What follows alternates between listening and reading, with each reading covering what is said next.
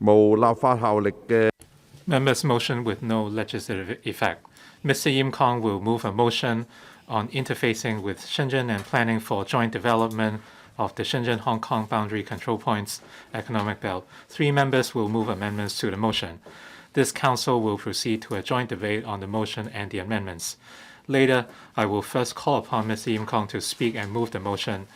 Then I will call upon Ms. Chen Yuet-ming, Mr. Frankie YICK, and Dr. Stephen Wong to speak in sequence, but they may not move the amendments at this stage. The joint debate now begins. Members who wish to speak, please press the request to speak button. I now call upon Mr. Yim Kong to speak and move the motion. Thank you, President.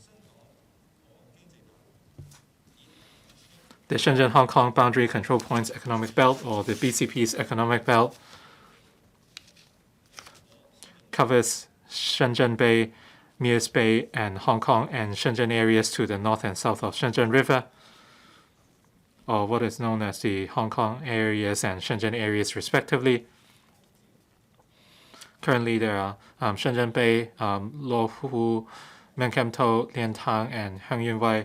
There are 7 land BCPs in total, as well as the Shenzhen Hong Kong West Port, which is in the pipeline, as well as the Fuklin Port. They are located at the Shenzhen Hong Kong INT Center and in the financial hub that is Hong Kong, and with a total population of 30 million between Shenzhen and Hong Kong, there are clear advantages, and there is enormous potential in development. The Shenzhen area has mature economic infrastructure, and there is connectivity with the core areas in Hong Kong, and there is close connection with the services and innovation industries as well. Under the national development strategies, the Shenzhen municipality has started high-level infrastructure developments with a hope to connect with Hong Kong. A working report of the Shenzhen municipal government talked about plans in the context of the BCP's economic belt, and the vicinity of the ports and BCPs would be the core areas to promote areas such as tourism, education, healthcare, etc., to create a new platform for cooperation between Hong Kong and Shenzhen. In 2021, under the National 14th Five-Year Plan, the Shenzhen municipality expressed support to the BCP's economic belt to foster greater cooperation between Guangdong and Hong Kong. In April, the Shenzhen municipal government announced redevelopment of certain ports and to develop a Qianhai port as well as the Shenzhen-Hong Kong Railway. Whereas in Hong Kong, infrastructure is relatively lacking, and intercity railways are lacking. Whereas for Shenzhen, there is a comprehensive network of intracity railways and express rail link. The contrast is stark. And in the periphery of Shenzhen, natural gas, etc., are the main industries, whereas developments for the creative industries are still in the pipeline. For the Hong Kong Shenzhen INT Park, it is still under construction, whereas the Shenzhen INT Park has commenced and more than 100 high-end INT projects have been realized. Hong Kong still lacks clear positioning, and the lack of planning has jeopardized the development of the BCP's economic belt as a whole. But on a more positive note, with proper development or planning, there is enormous development potential in the area. And that is why Hong Kong must speed up its research and effort in this regard. In the policy address last year, the former CE offered plans for cooperation with Shenzhen. Even, since the development of the northern metropolis would take some time, the importance of developing the BCP's economic belt could not be emphasized more. The government should invest swiftly in the economic belt so that it could become a driver for northern metropolis, and that would foster high-level cooperation between Hong Kong and Shenzhen. Both governments should look to work with each other and forge a consensus in different development areas. The development of the economic belt requires innovation and technology and proactive effort, and Hong Kong and Shenzhen can complement each other's strengths and achieve a win-win situation, and that can foster joint development of both places. The government should proactively work with Shenzhen to develop the BCP's economic belt. First, a high-level steering body should be set up. A task force should be set up with representatives from relevant mainland authorities and officials from both places. And coordination of relevant work should begin. And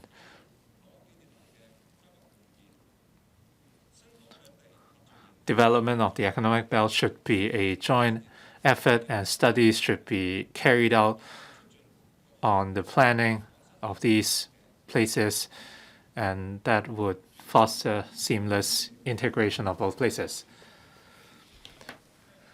Since June the 3rd, the shuttlecock pier has been opened up to tour groups, and shuttlecock could be developed into a tourist destination. And this could be part of a plan for a tourism zone in Shuttlecock.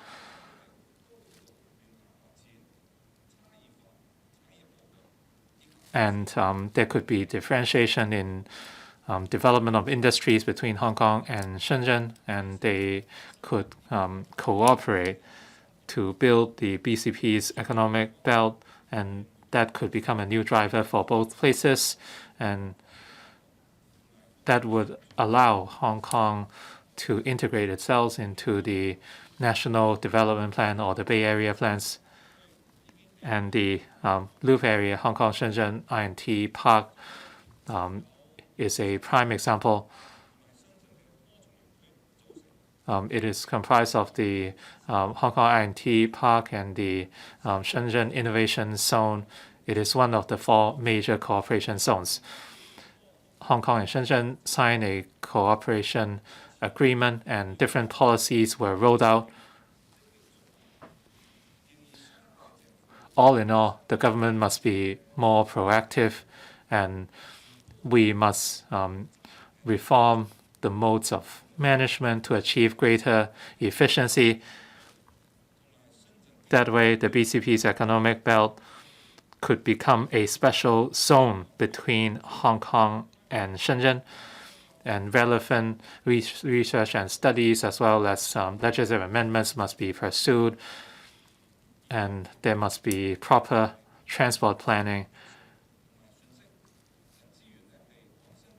that would allow efficient exchange of personnel, capital, technologies, etc. I urge the government to adopt my proposal, and hopefully members would support my motion as well. Thank you.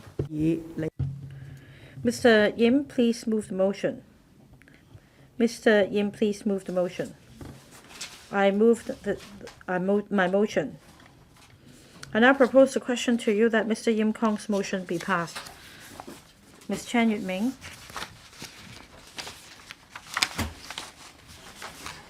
Thank you, Madam Deputy. I thank Mr. Yim Kong for moving this motion on interfacing with Shenzhen and planning for joint development of the Shenzhen-Hong Kong boundary control points economic belt. I speak in support of Mr. Yim's motion and the amendments. I urge members to support my amendment as well. In relation to the Shenzhen-Hong Kong boundary control points economic belt earlier, I asked the Electrical Secretariat to prepare an information note on joint development of a mutually beneficial BCP economic belt by Hong Kong and Shenzhen. The note was released on the 29th of June. Members are welcome to have a look. The Northern Metropolis Development Strategy was proposed in the 2021 Policy Address, which put forward the planning concept of twin cities, three circles, and the strategy strengthens development and also promotes integration between Hong Kong and Shenzhen. And the North District is close to the Shenzhen-Hong Kong boundary control points, BCP. Because of historical reasons, at the moment, the border areas in Hong Kong are not developed at an extensive scale or are still at the planning stage. On the contrary, under the reform and opening up policy of the country, the border areas of Shenzhen adjoining Hong Kong have taken advantage of their proximity to Hong Kong and are relatively well developed with a growing strategic importance. According to the Guangdong provincial government and Shenzhen government, the belt has been incorporated in the 14th Five-Year Plan and is also a key project in the National Development Plan of Guangdong, Hong Kong, Macau, Greater Bay Area. Now, if you go up a skyscraper in Luowu, Shenzhen, and take a look at the North District in Hong Kong, you will definitely sigh and ask why there is such a vast difference. Shenzhen today is the core of Greater Bay Area. Like Hong Kong, the GDP of Shenzhen in recent years has surpassed that of Hong Kong, especially for Guangdong provincial government and Shenzhen municipality. They have already planned strategically the development of the BCP economic belt. And the development has incorporated into the Greater Bay Area Development Plan.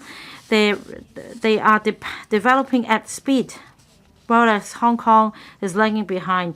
So we need to develop the BCP, the economic belt, as well.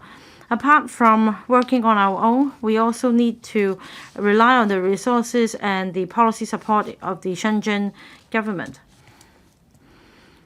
So how do we achieve a win-win whilst planning for the BCP economic belt with Guangdong provincial government and the Shenzhen municipality? I think there should be a deeper level of cooperation.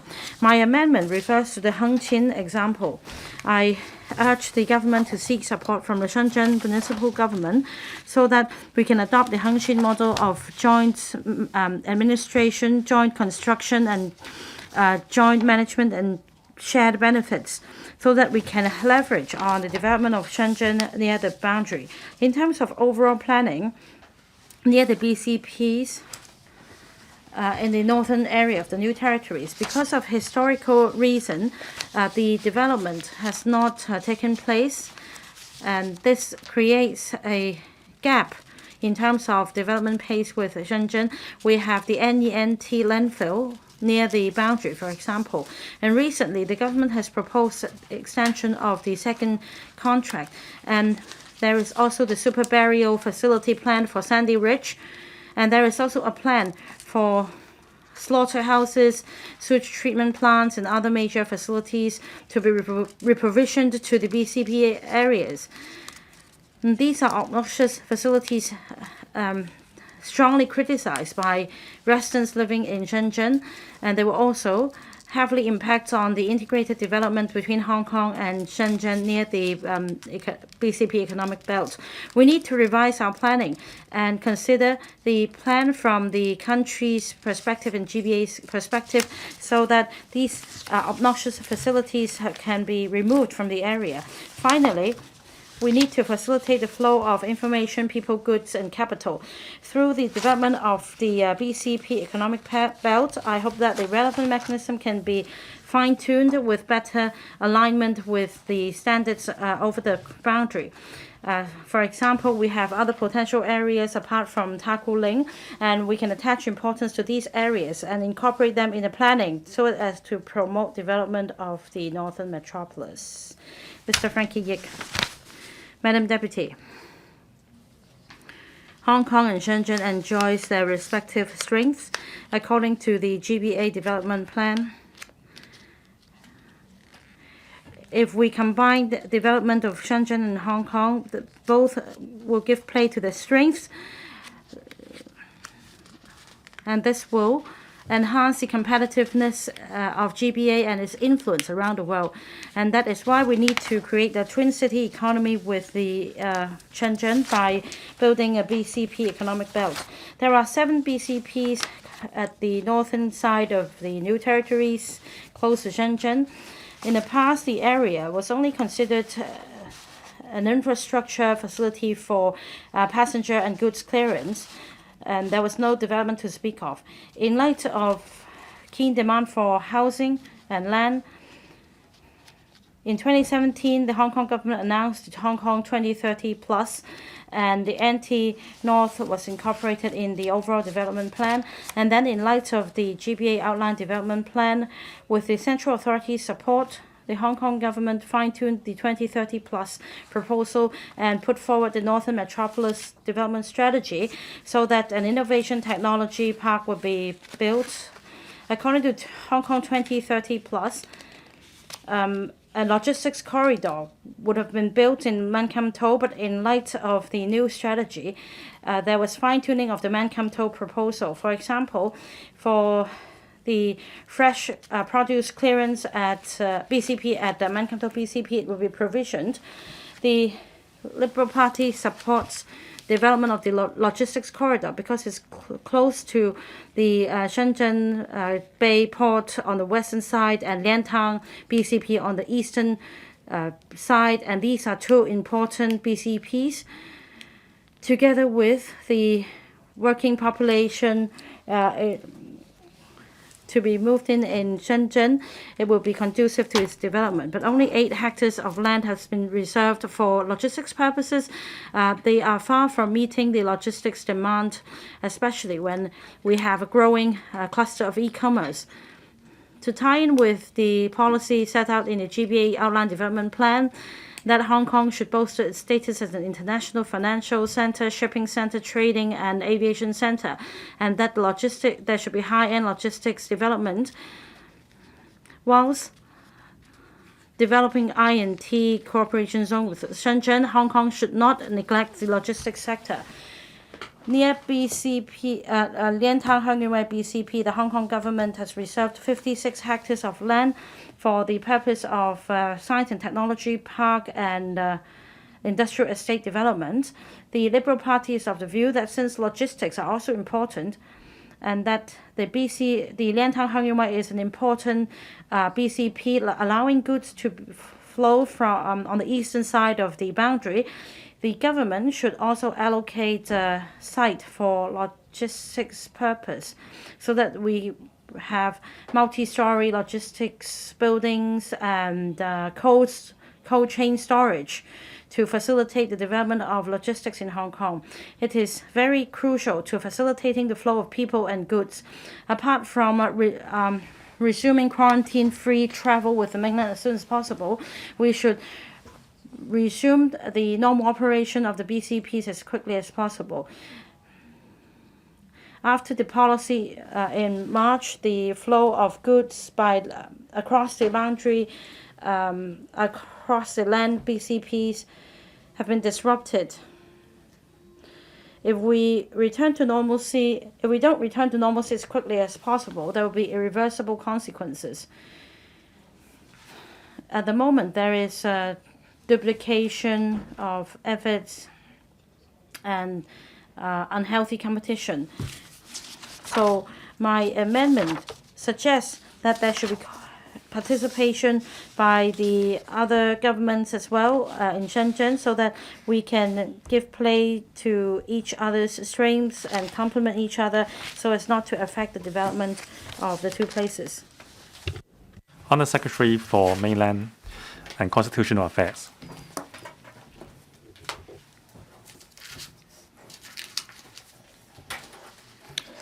Madam Deputy, with the staunch support from the country, the Hong Kong national security law has been implemented and the SAR's electoral system improved. With the full implementation of patriots governing Hong Kong, the robustness of one country, two systems is ensured. This is a critical moment in Hong Kong's transition from governance to prosperity. We should stand united and focus on development on a new path to a brighter future.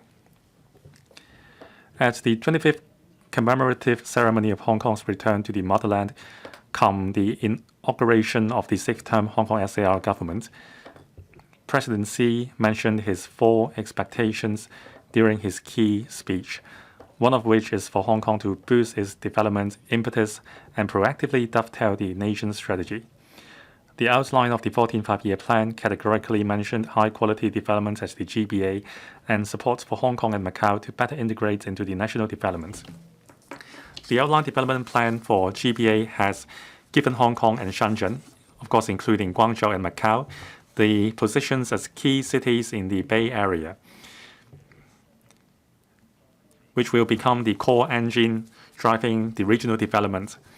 By the complementary strengths of the two places, we can drive the development in the neighboring areas. In the course of the country's reform and opening in the past 40 years, Hong Kong and Shenzhen has been closely reacting with each other. Hong Kong has contributed to and benefited from the high-speed development of Shenzhen. In fact, since the establishment of the Shenzhen-Hong Kong cooperation meeting in year 2004 as a high-level cooperation mechanism, we have enhanced our cooperation in terms of infrastructure, facilities, investments and trade, financial services, innovation, technology, education and livelihood, as well as ecosystem and environmental protection. And our cooperation has borne fruit. We will seize the opportunities brought about by the national development and push our cooperation to the next level. Today, I thank Mr. Yim Kong's motion and the amendments moved by Ms. Yuet-ming, Frankie, YICK, and Dr. Stephen Wong, so that we can, as the beginning of the new term of government, discuss how Hong Kong and Shenzhen can cooperate better to develop the BCP economic belt as well as the northern metropolis, so that Hong Kong can consolidate our strength and better integrate into national development. The relevant projects include economic, transport and infrastructure, innovation and technology. We have policy bureaus representing the meeting. We listen to members' views closely. Thank you. Ms. Eunice Yong. Madam Deputy, I thank Mr. Yim Kong and the other members. Now, there are 6 BCP land crossing, including Shenzhen Bay, Futian, Luohu, Mankam-do, and the new Liantang, Hung Yuen Wai BCP control point. The interaction and collaborative cooperation between Hong Kong and Shenzhen has been facilitated. Since the Northern Metropolis strategy has been floated, at the Luohu area,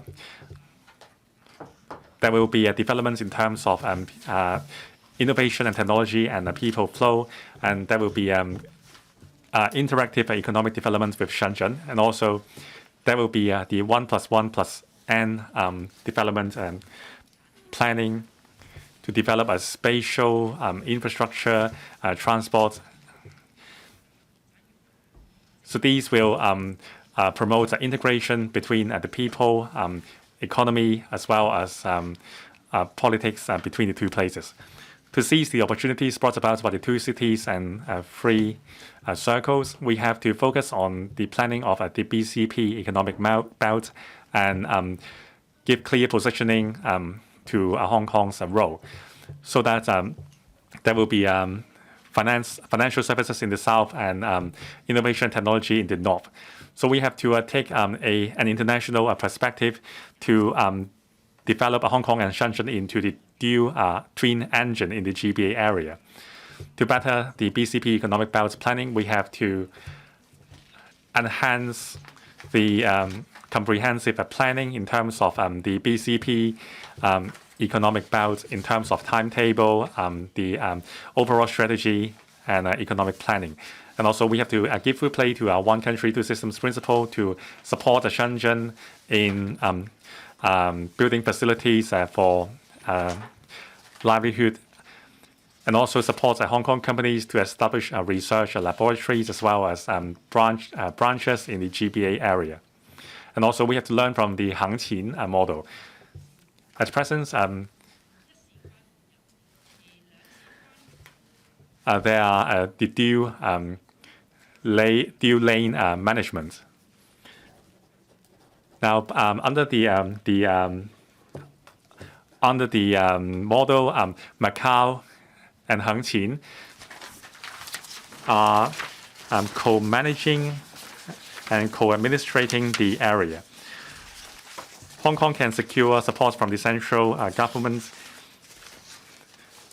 and create a free economic zone in the BCP economic belt with mutual discussions, joint construction, joint administration, and shared benefits model.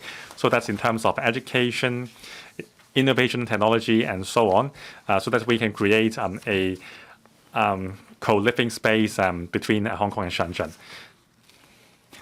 Now, we must connect the two areas better so that the BCP economic belt will become a new living zone with a cultural function as well. So transport is very important.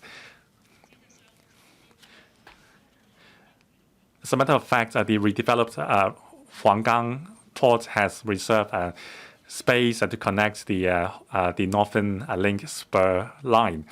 The government should expedite the construction of Northern Link spur line and connect the rail to Qianhai. Besides, we have to continue to enhance the capacity of our ports and implement 24-hour co-location arrangements with facial recognition technology to enhance the efficiency of custom clearance to achieve better connectivity. Now, we have entered into a new phase of economic development.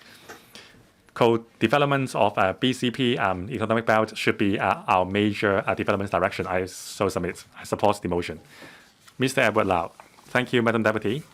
In the past term of the Legislative Council, I have been promoting the development of BCP economic belt on media and in the council. I have put forward my views. Before the announcement of the Northern Metropolis development strategy, the council has passed my motion to drive the development of a BCP economic belt. My suggestions have been adopted by the government and included in the Northern Metropolis development strategy. Now, the economic belt is the driving force of the Northern Metropolis and New Territories North. So I'm pleased to have more opportunities to discuss how we can better the development of a BCP economic belt. Now, the Shenzhen side of the BCP economic belt have become part of the national strategy. Economic belt as the BCP converge talents, information, investments, and capitals. The key to faster economic belt development is to allow barrier-free exchange between talents, information, data, capital, and so on. By converging the five elements, we can fully achieve integration and achieve a synergy. Under the 14th five-year plan, the nation puts forward that in terms of the development of the GBA area, we have to promote the highly efficient exchange between the people and goods. Now, we are still relying on co-location or separated custom clearance. Compared with Macau, Hong Kong is lagging far behind. In the future, we have to seize the opportunities to ride on the upgrading of the Shenzhen ports, to promote innovation in terms of custom clearance. We have to upgrade the hardware and software of our BCP with a view to enhancing the safety, efficiency of custom clearance so that we can speed up our integration into the national development. I have several concrete points to put forward. First, we have to explore with our mainland counterparts that besides the Huanggang port redevelopment and other Shenzhen BCP, other BCP land crossing should have a co-location arrangement. For example, a shuttlecock, a Luohu, and BCP, there should be a BCP on the Shenzhen side so that we can release land on the Hong Kong side, the frontier, a closed area for other purposes. And also under the co-location model, we should further explore innovation, a custom clearance model with the Shenzhen municipality. Currently, we can consider a unilateral custom clearance or the joint border clearance measure. We can use a Luohu BCP as a pilot BCP and then promote the model to other BCPs. And also, we should speed up linking our railway from Hongshui-Q to Qianhai in Shenzhen as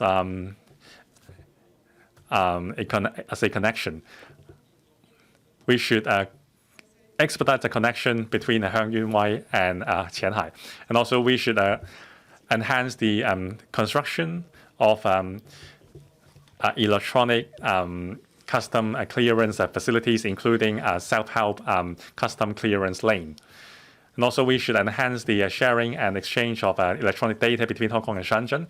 With an electronic platform, we can enhance the sharing and exchange of information between the two places to facilitate goods exchange. And also, we should explore different models of custom clearance for people, including reserving more space for ports and airports.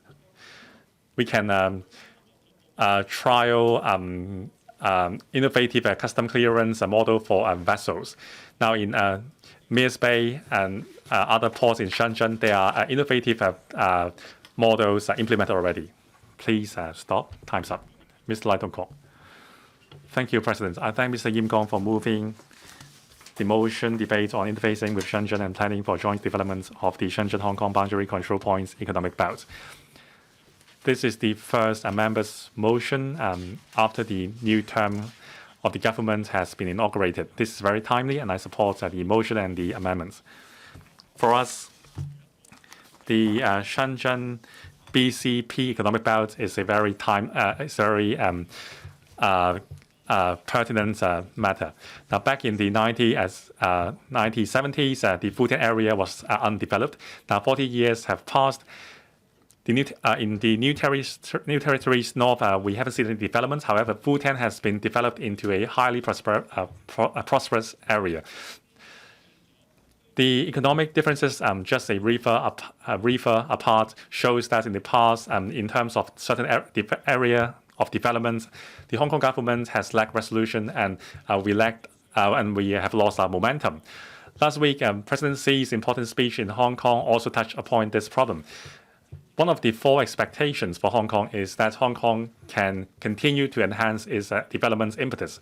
I believe that the new term of the government has received President Xi's message loud and clear.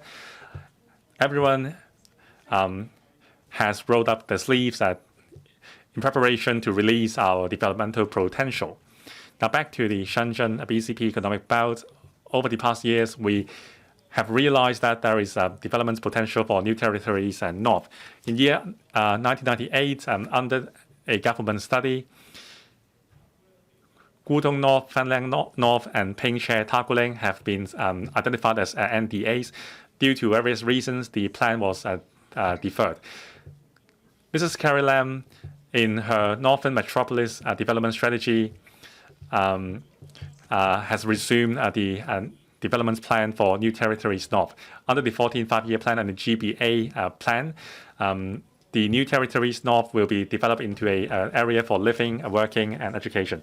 Now it is a 300 square meter, 300 hectares, km square large area. I'm pleased to see that Mr. John Lee has mentioned in his manifesto that the Northern Metropolis development strategy is one of its 6 major policies. It shows the continuity of policies, and the efforts of the previous term of the government will not be wasted. Now, BCP economic belt is the connecting point between the two places, and there are lots of population, and it enjoys geographical advantages.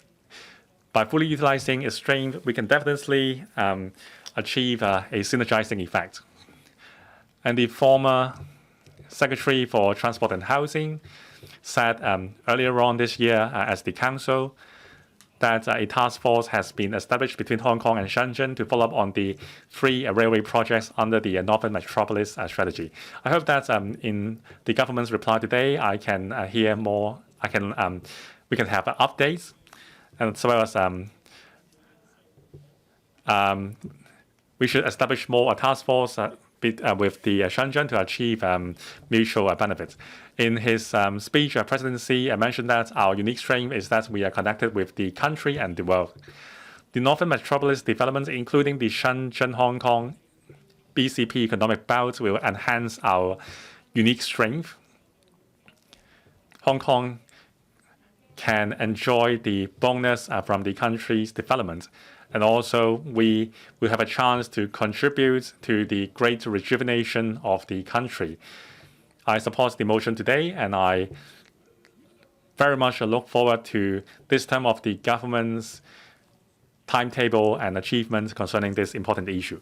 Mr. Dominic Lee, President, as Hong Kong gradually integrates itself into the National Development Plan, Hong Kong will work hand in hand with other core cities in developing their respective strengths. Recently, the central government announced a series of directives on planning, such as the Greater Bay Area Outline Development Plan and the Qianhai Plan. These show that going forward, we must forge closer links and connections with other mainland cities in order to grasp the opportunities. So I'd like to thank Mr. Yim Kong for moving this motion on interfacing with Shenzhen and planning for joint development of the Shenzhen-Hong Kong boundary control points economic belt. The New People's Party renders full support in the motion. There has been talk of enhancing connectivity with other parts of the Greater Bay Area, but actual work has been lacking. When we look at developments in the vicinity of BCPs, you would see the problem. Back in 2008, the government vacated around 4,000 hectares of frontier closed areas for development, such as the Loop area, Man Kam To, and Sha Tau Kok. However, the government only treated BCPs as transportation facilities. They did not sufficiently consider the strengths of the BCP in facilitating the flow of people, goods, technologies, etc. That's why many sites in North New Territories are still left idle. Despite plans for a northern metropolis, we are still at the infancy of planning.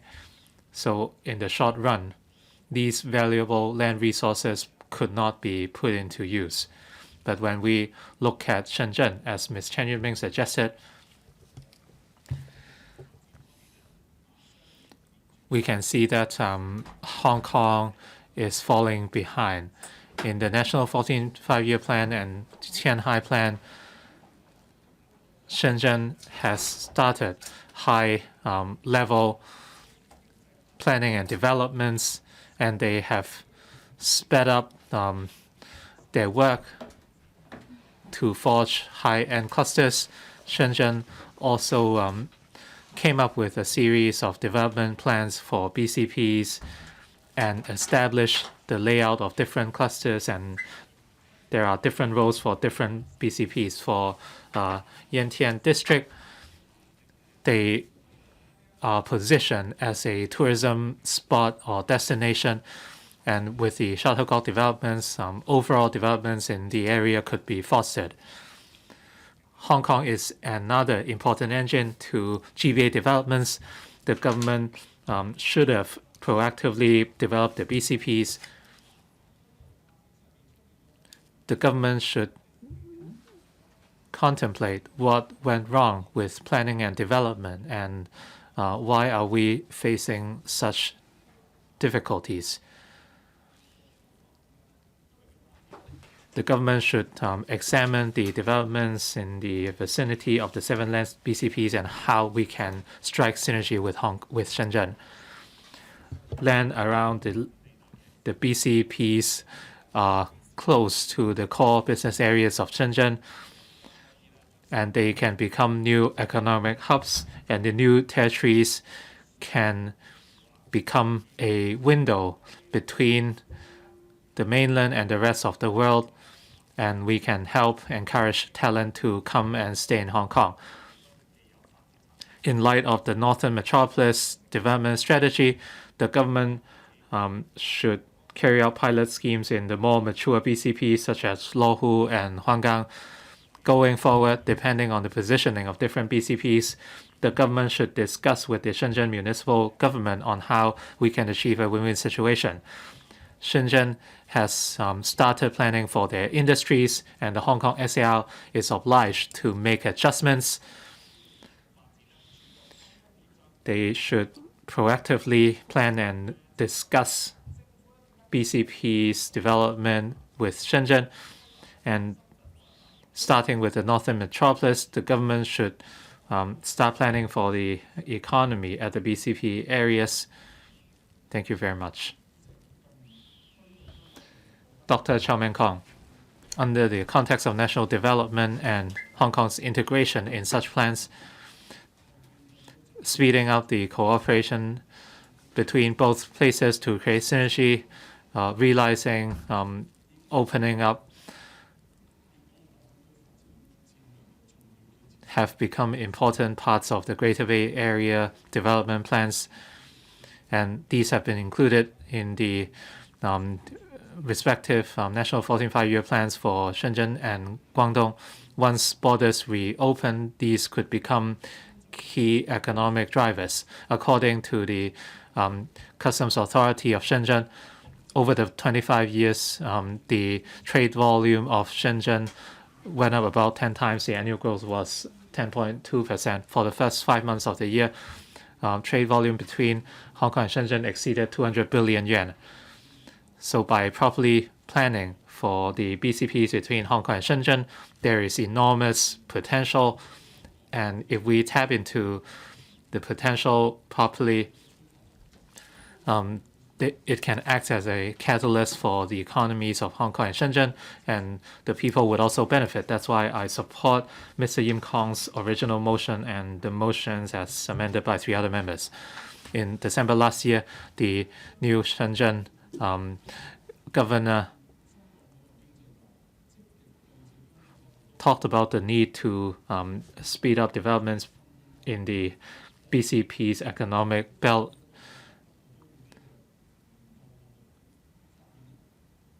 A recent study I conducted on the Northern Metropolis found that the public was disappointed at the government's efforts in developing the BCP's economic belt, and as such, the public was skeptical over the government's efforts, and they doubt whether Hong Kong has the talent, capital, etc. to support the relevant plans between Hong Kong and Shenzhen. I will forward a copy of my report to the secretaries. However, our nation has been creating favorable conditions for the economic belt. The Northern Metropolis covers a number of key areas. So we must focus on developing employment and the industries in the Northern Metropolis. That way, we can attract more enterprises from the mainland and overseas to set up base in Hong Kong. The plan is for the northern metropolis to accommodate 2.5 million people. The labor participation force in Hong Kong is 60%. The employment size is only 650,000, so there's still a shortfall of 850,000. The government must do more with the BCP's economic belt development. The northern metropolis should emphasize integration into the national development plans, and there must be proper planning to address the national 14th five-year plan. All these require collaboration between different departments. The financial secretary should lead the effort in coordinating different bureaus such as the Transport and Logistics Bureau, Housing Bureau, CMAB, etc. Through collaboration between the government, business, academia, etc., we can have a more coordinated drive in order to reach our targets. The SAR government must consolidate the Northern Metropolis Development Plan in order to foster better development of the BCP's economic belt, and for that, the government must show determination so that Northern Metropolis can become an integrated industry zone. That way, the Northern Metropolis could become a reality.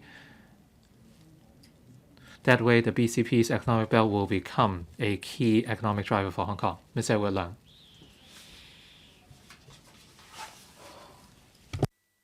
Presidency attended the celebrations on July the 1st in Hong Kong. In the past, national leaders took charter flights while Presidency took the express rail link, and in his 2-day stay, he did not stay overnight in Hong Kong, and he came and left with the express rail link. There were different interpretations to this fact, and on one hand, it showed a high level of connectivity between Hong Kong and the mainland, and point-to-point railway service is very convenient.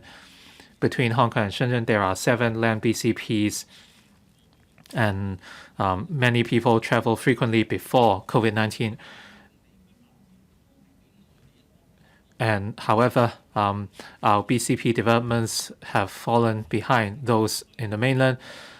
For BCPs on the mainland, they developed rapidly in recent years and they have achieved great prosperity, whereas the northern areas of Hong Kong are relatively undeveloped. The proposal of the Shenzhen-Hong Kong Boundary Control Points Economic Belt was a wake-up call. In Shenzhen, different industries have been mapped out at different BCPs, including financial services, tourism, logistics, etc. Whereas in Hong Kong, despite the plans for a northern metropolis, we still need to wait 10 years for it to materialize. So what can we do to make up the difference? As Mr. Yim said, we need to set up a high-level task force between both places, and we need to reform our mechanisms and speed up studies and legislative amendments. And we must set up dedicated support for developing the economic belt, and the experience of Shenzhen would be valuable for Hong Kong. Our plans would need to consider the national developments. As Ms. Chen Yuet-ming said, the obnoxious facilities at the BCPs must be removed and negative factors must be eliminated. Last year, the SAR government plan for a super columbarium at Sandy Ridge. It was very close to Lohu. It attracted widespread criticisms, and people felt that it would lead to this harmony between Hong Kong and Shenzhen. But the government should change its mindset. New territories north is no longer no man's land. We must consider the fact that Hong Kong is part of the Greater Bay Area, and a host of factors must be considered in planning. High-level steer is needed to ensure that we are looking at the big picture. Hong Kong has cooperated extensively with Shenzhen in recent years. Some people are concerned whether that would jeopardize our strengths. And President Xi mentioned 4 musts on July the 1st, one of which include preserving Hong Kong's unique strengths. And he emphasized that Hong Kong's contributions are irreplaceable. That's why Hong Kongers should exercise our strengths and contribute to the nation. Shenzhen and Hong Kong can join hands and combine our strengths, and we must have a sense of urgency in developing the BCP's economic belt. I speak in support of Mr. Yim's motion and the motions amended by the members. Dr. Low Wai Kwok. Mr. President, I thank Mr. Yim Kong for moving the motion and the 3 other members for moving amendments. They urge the government to take proactive measures to interface with the Shenzhen and planning for joint development of the BCP economic belt. This is also the BPA's proposal, so I support it. We have 4 land BCPs, all located on the northern side of the new territories close to Shenzhen. We've all along urged the government to ditch the concept of boundary planning adopted in the British colonial era, and that we should unleash the potential of BCP sites. And according to the Policy Address 2021, the government puts forward the planning concept of twin cities, 3 circles, and that there will be 3 circles, including Shenzhen Bay Quality Development Circle, Hong Kong Shenzhen Close Interaction Circle, and Mias Bay Yanqiao Town Eco Recreation and Tourism Circle. The BPA keenly looks forward to this planning being realized. According to the 14th Five-Year Plan, the central authorities categorically puts forward that there should be high standard planning and development of Shenzhen-Hong Kong BCP economic belt. And according to the development report released by the Guangdong provincial government, there should be deeper cooperation in the planning and development of the BCP economic belt. So this is a consensus forged among the Hong Kong government, the Shenzhen municipality, and the Guangdong provincial government. And I think in order to achieve that, we need to fulfill 3 points. First, we should step up high-level steering and coordination. We need to have regard to differences in the systems in the 3 places, and therefore we need high-level coordination.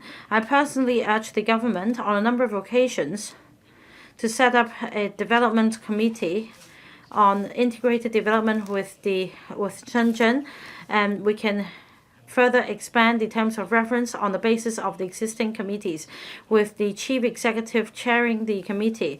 Apart from participation by bureau directors, we should also invite other personnel, professionals, to sit on the committee so that we can adopt a new thinking to encourage development in the Greater Bay Area. According to different needs such as Shenzhen, Hong Kong in INT cooperation zone,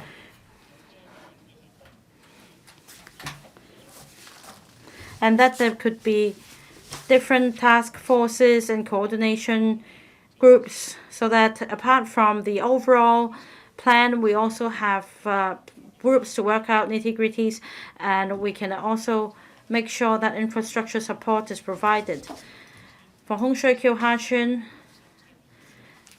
linking the Shenzhen-Hong Kong Western Express Rail, there should be better connectivity in terms of inter-regional transport. And the Northern Link is now in the pipeline. This can be extended to go via the Hong Kong Shenzhen Innovation Technology Park all the way to the redeveloped Hong Kong port. On the other hand, we can also explore extension of East Rail to Luohu so that we can have co-location arrangement at the BCP, and an additional stop can be provided between Shenzhen and Luohu, not for clearance purpose.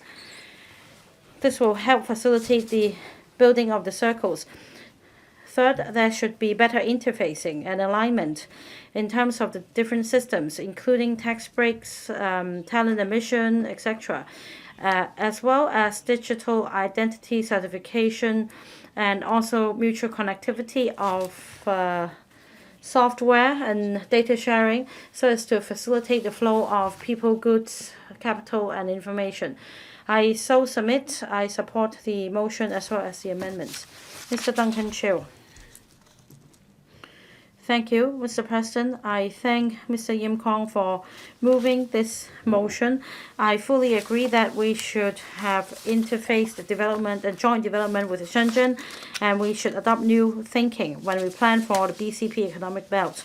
There are a number of suggestions in the original motion, such as the setting up of a high-level task force between the two governments and making good planning with the perspective of the country's overall situation, and that there should be clear positioning of the two places, and there should be fostering of cooperation between Hong Kong and Shenzhen and better coordination.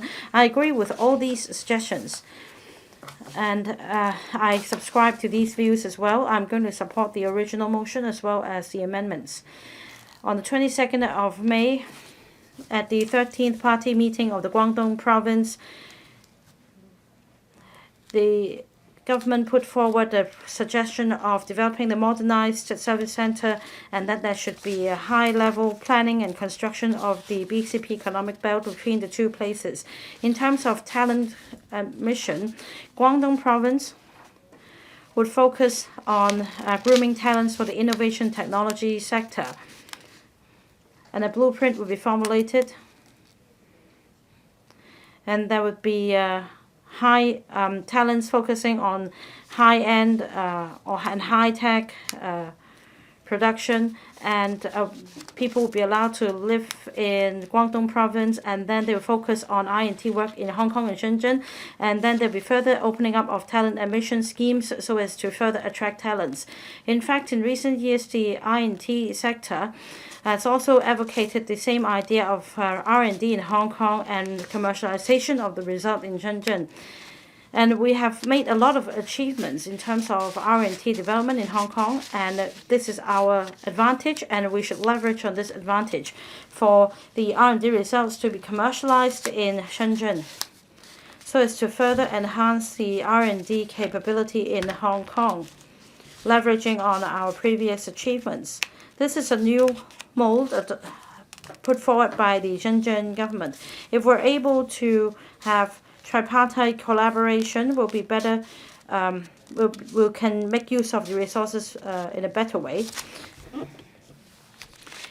In relation to the proposal put forward by the Guangdong provincial government I mentioned, I wonder if the Hong Kong SAR government has initiated any discussion with the counterparts, and whether there is any follow-up. I look forward to the government's response. Apart from Guangdong province, Shenzhen municipality also actively takes forward the development. On the 6th of May, the Shenzhen municipal government published a tender document in relation to the Huanggang redevelopment or port redevelopment, and after redevelopment and expansion, there will be co-location arrangements and will be directly connected to the express rail link and or the railway in Hong Kong. And this shows that the development in Shenzhen is much quicker than that in Hong Kong.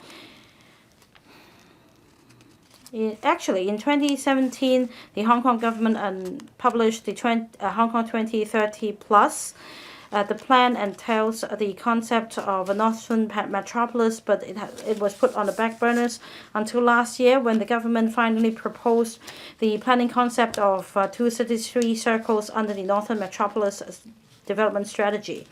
In fact, a few years ago, the two governments already discussed deepening the cooperation between the two governments to take forward development of Hong Kong and Shenzhen, and a number of facilitation measures were put forward for Hong Kong capital, Hong Kong enterprises, and Hong Kong talents to work there. On the Shenzhen side, the BCP economic belt is now ready with a lot of commercial space available. We must work harder and quicker. Under the leadership of the new chief executive, I believe that we will spare no effort in building the BCP economic belt and promoting development in Shenzhen and Hong Kong. I so submit and support the motions and the amendments. Mr. Kenneth Lau. Thank you, Mr. President. I thank Mr. Yim Kong for moving this original motion so that at the beginning of this new term of government, we have this opportunity to discuss and express our views on planning for the development of Shenzhen-Hong Kong BCP economic belt here. As we enter the new phase of prosperity, under the leadership of the new term of government, we can optimize the use of land in the new territories. We should leverage on the unique advantages and develop the BCP economic belt with Shenzhen so that we can bring new economic growth points to Hong Kong, which is also in line with the country's development strategy, such as the GBA Outline Development Plan, the 14th Five-Year Plan, and the high-level planning for the BCP economic belt. We have 7 land BCPs, and the area is very crucial in promoting development. And the Shenzhen government has actually taken a step ahead to plan for the development of the economic belt. As for one of the twin engines, Hong Kong, for the Greater Bay Area development, the area is still underdeveloped in a stark contrast with the area on the Shenzhen side. I hope that the new government could reverse this situation so that, according to presidency, the level of governance can be enhanced and that we can plan afresh by reprovisioning obnoxious facilities in NT North and optimize the use of land there so that we can build the second economic engine in the area and benefit our economy as a whole. The BCP economic belt is the core to the Northern Metropolis Development Strategy. And according to John Lee, the incumbent chief executive, a coordination committee will be set up to oversee the development of the Northern Metropolis. And I hope the chief executive would consider what I suggested earlier. And that is, there could be a 24-hour operation of all the land BCPs. And that as we enhance the BCP operation, we can review the mode of clearance at all the BCPs to facilitate the flow of people, goods, capital, and information across the two places, and that we can implement the infrastructure-led approach and implement the Hong Kong-Shenzhen West Express Rail as quickly as possible so that we can have prosperity near the economic belt, and we can allow more Hong Kong people to take part in GBA's development and be integrated into the country's development plan. With a new mode of boundary clearance, there will be more seamless cooperation between Shenzhen and Hong Kong, and the Sha Tau Kok International Tourism and Consumption Area would be built. This will be supported by the relevant new roads and railways. This is a great opportunity for opening up Shuttlecock. And in June, the government announced opening up of the Shuttlecock Pier so as to receive local tours for sightseeing, for shopping. This will be connected to other tourist destinations such as Lychee Wall and Cat O.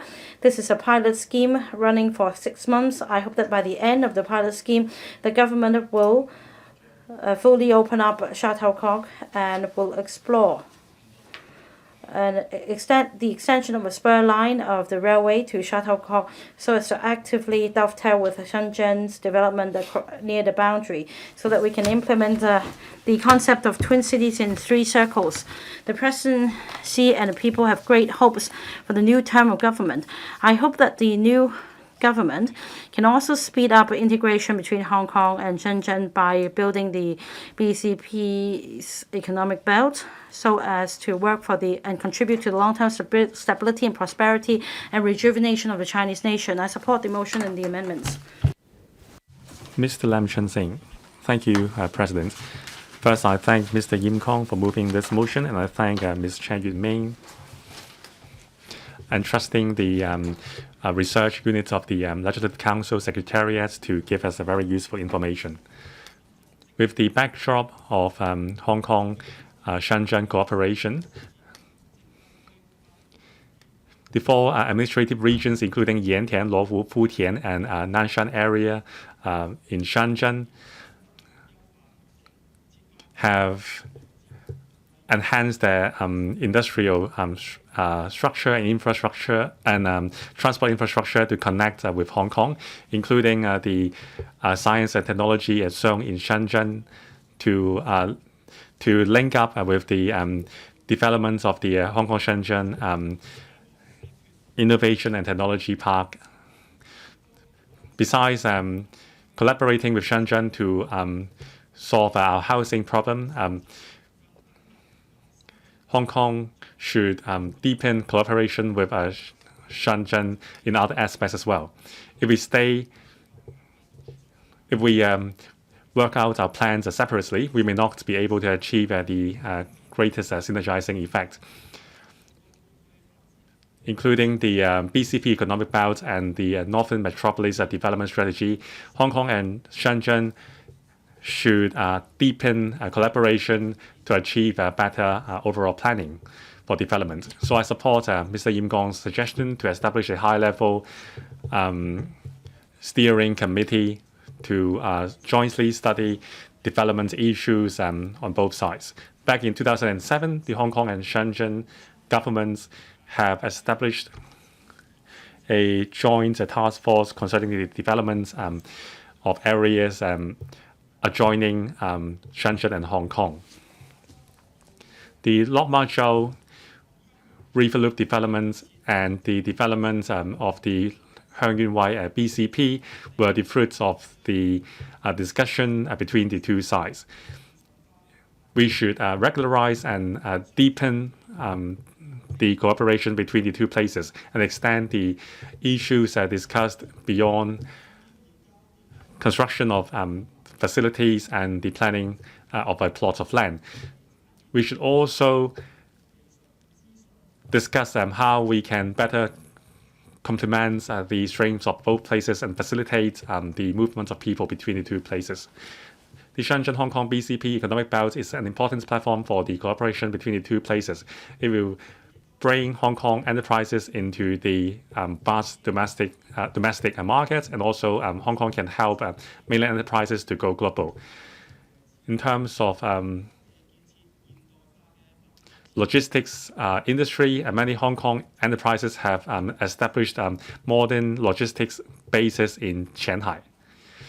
With the enhanced collaboration between the 2 places, more products will be developed, and the demand for logistics on both places would only increase. Hong Kong and Shenzhen should work together to enhance the efficiency of goods clearance and address the logistics issue. The 14th five-year plan supports Hong Kong to consolidate its role as a transition point for goods and establish and enhance its high value-added shipping industry. So there are different roles to play between Hong Kong and Shenzhen, and there are plenty of potential. However, there are still a lot to discuss on how we can work with each other to complement each other's strengths.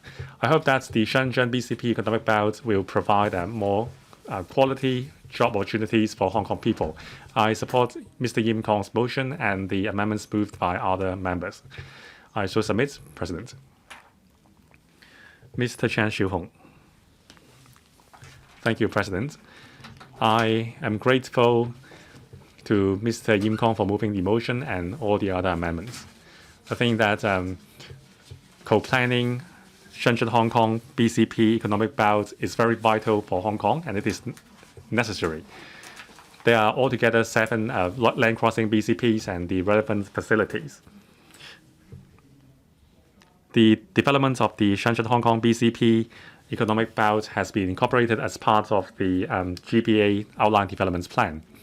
Recently, under the outline developments for Shenzhen under the 14th Five-Year Plan, the Shenzhen municipal government has said that the promotion of the boundary control points economic belt is a key measure with a view to developing in a strategic spatial layout with complementary strength. Futian, Yantian, Nanshan, and Luohu are administrative regions with different economic structure, including financial services, innovation technology, manufacturing and logistics, tourism, shipping, and so on. Well, in Hong Kong, back in 2021, the government raised the idea of a Northern Metropolis and also published the 2030 plus development strategy and vision. However, the concept about the Shenzhen-Hong Kong BCP economic belt was vague. The government still consider the economic belt as a transport hub. But we have to move forward. When the entire Guangdong province is working in full speed to speed up the development of a BCP economic belt, if we are complacent, we will only be left in the dust, and we will miss the development opportunities. So I hope that the government can strive to catch up with the lost time and make comprehensive planning for the BCP economic belt so that Hong Kong can become a main engine for the development of GBA and for Hong Kong to better integrate into national development. On how we can achieve that, there are lots of good suggestions in the motion and the amendments. I particularly appreciate the suggestion to establish a high-level steering task force between the two places to design the economic belt. It involves a lot of different policy areas, and it is beyond the capacities of one bureau.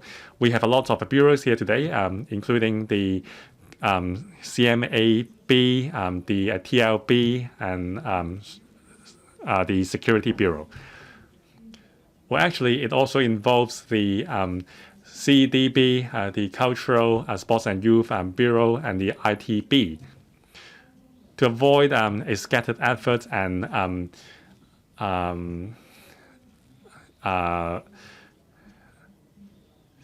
miscommunication, I think it is definitely necessary and vital to establish a cross-bureau high-level steering committee. With the inauguration of the new term of the government, I think we should let the FS or the deputy FS to lead such a high-level steering group. To develop our economic belt besides the steering group, we should also set a timetable and roadmap to align with the 5-year plan of the Guangdong province. We should set a short-term targets to ensure that we can gradually and orderly achieve the development goals. And we shouldn't just develop for the sake of development. We should have a vision to develop the economic belt into one with unique industrial characteristic. We have to pay regard to the actual situation as the both places and consider our unique industries and offer targeted supportive measures. So that's while developing our economic belt, we can develop complementary strengths with Shenzhen and move forward together. Only then can we achieve a win-win scenario. Thank you. Mr. Andrew Lam. Thank you, President. First of all, I thank Mr. Yim Kong for moving this motion and other members for moving amendments. I agree that the government should proactively take forward measures to align with Shenzhen to co-develop Shenzhen-Hong Kong boundary control points economic belts to offer drive for our future economic development. The point is how we can seize the opportunities brought about by such a development, how we can enhance collaboration with Shenzhen to enhance economic activities near the BCP so that we can achieve a synergizing effect with Shenzhen.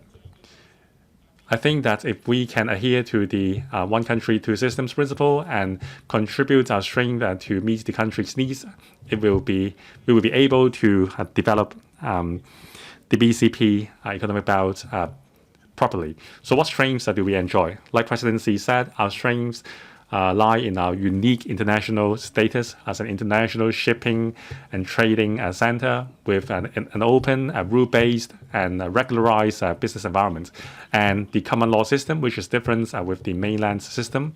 It facilitates our connection with the international world. The success of the one country, two systems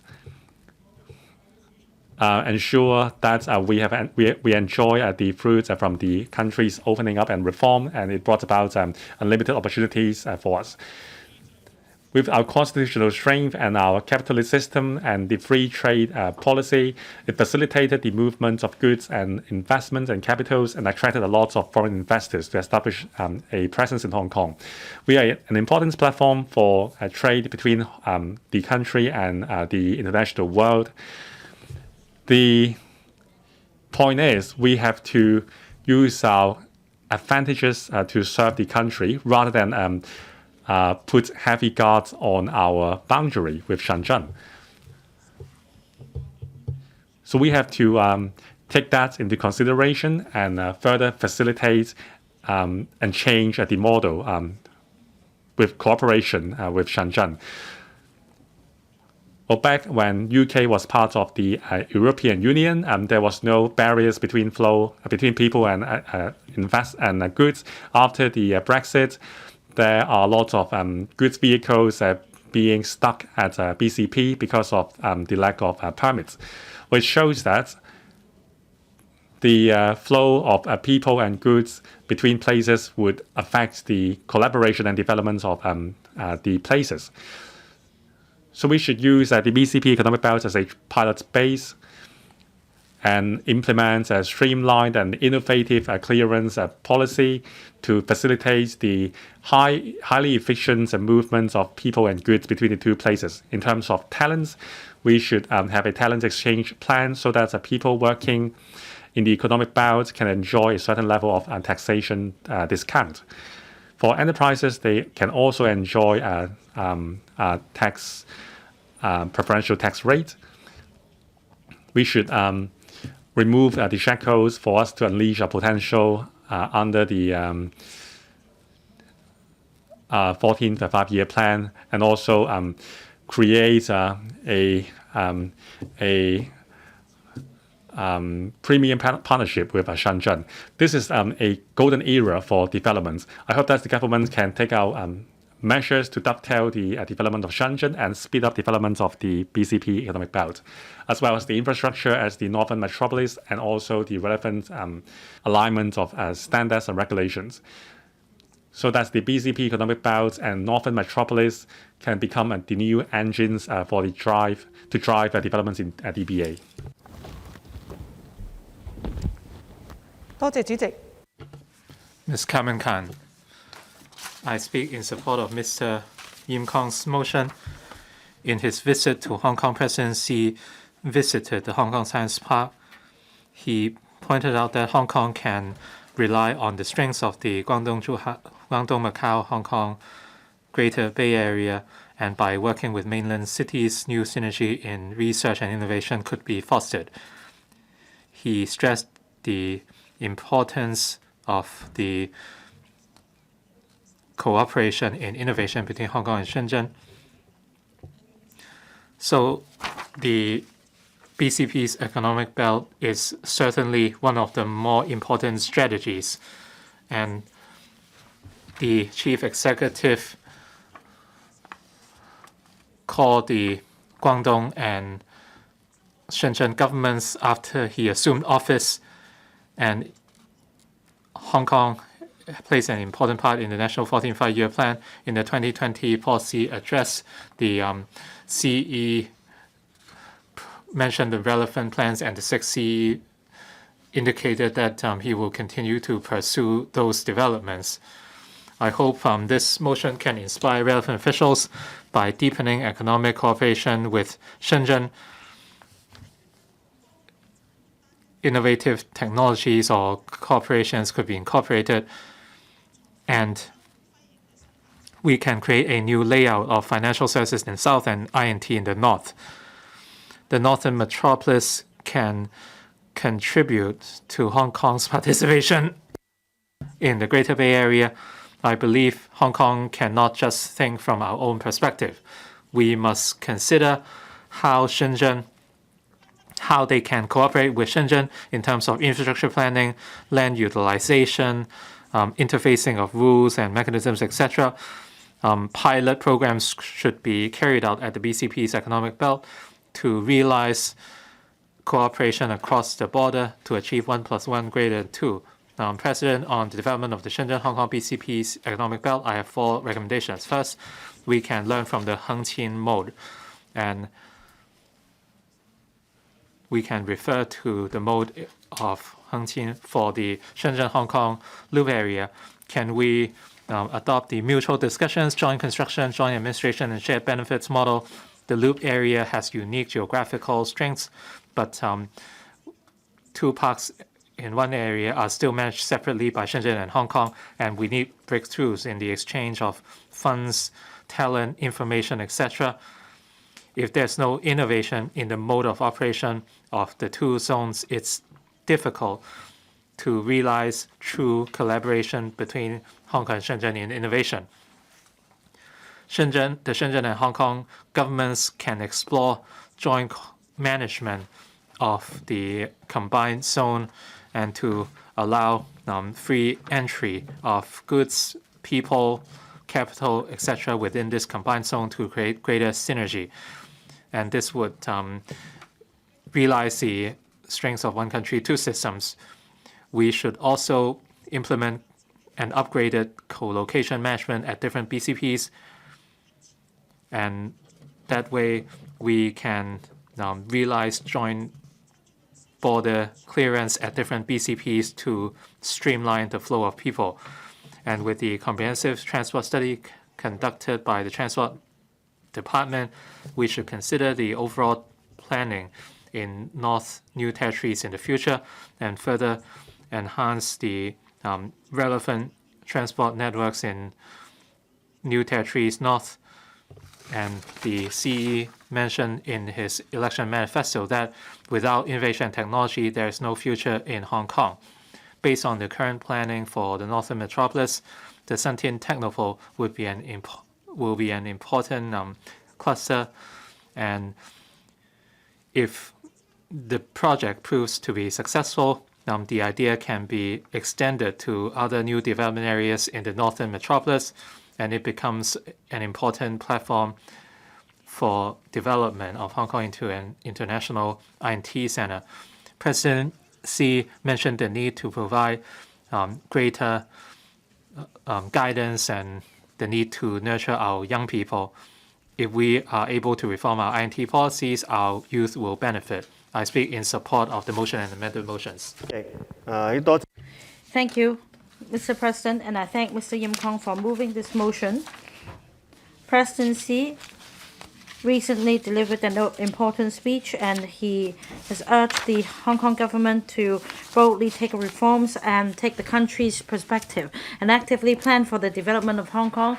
And the government should also actively align the policies with the 14th Five-Year Plan and the Greater Bay Area development. In order to dovetail the development of Greater Bay Area, the first step is to dovetail our development with Shenzhen's development. For example, we need to be clear about positioning of Hong Kong's position as an international I&T center, and that means we should align with Shenzhen in terms of promoting high-end production. On the basis of complementing our strengths, we should work closer with Shenzhen. But more importantly, we need to have long-term planning and and closer cooperation. Ms. Hon YIM Kong,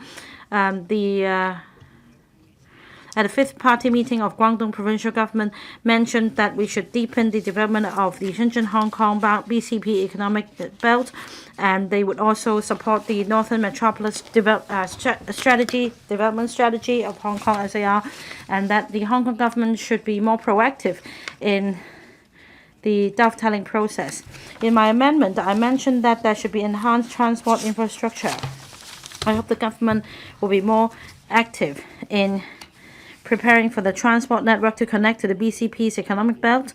Meanwhile, there should also be strengthening of the transport infrastructure linking the BCP's economic belt, Northern Metropolis, and the Harbour Metropolis, so as to promote synergy among different industries and leverage the clustering advantages. On talents, President Xi once mentioned that the prerequisites of development are innovation as well as talents. Hong Kong is a cultural melting pot where East meets West, and certainly we are attractive to talents. Now we also have the prerequisite, and whereas in Shenzhen they have the resource pool for production, and if we're able to combine our efforts, we'll be able to attract top-notch organizations to conduct R&D in Hong Kong and commercialize the results in Shenzhen. And the capability of R&D in Hong Kong will be combined with the commercialization capability in Shenzhen, so that we'll be able to attract institutions to set up offices in Hong Kong. Of course, we need to have other incentives such as tax breaks and other business facilitation measures to further make it convenient for these enterprises. I believe that if we combine our strengths with Shenzhen, we'll be able to create a hub for attracting capital and talents for the country as a whole, and we can also develop ourselves into this hub. And I believe that in terms of policies,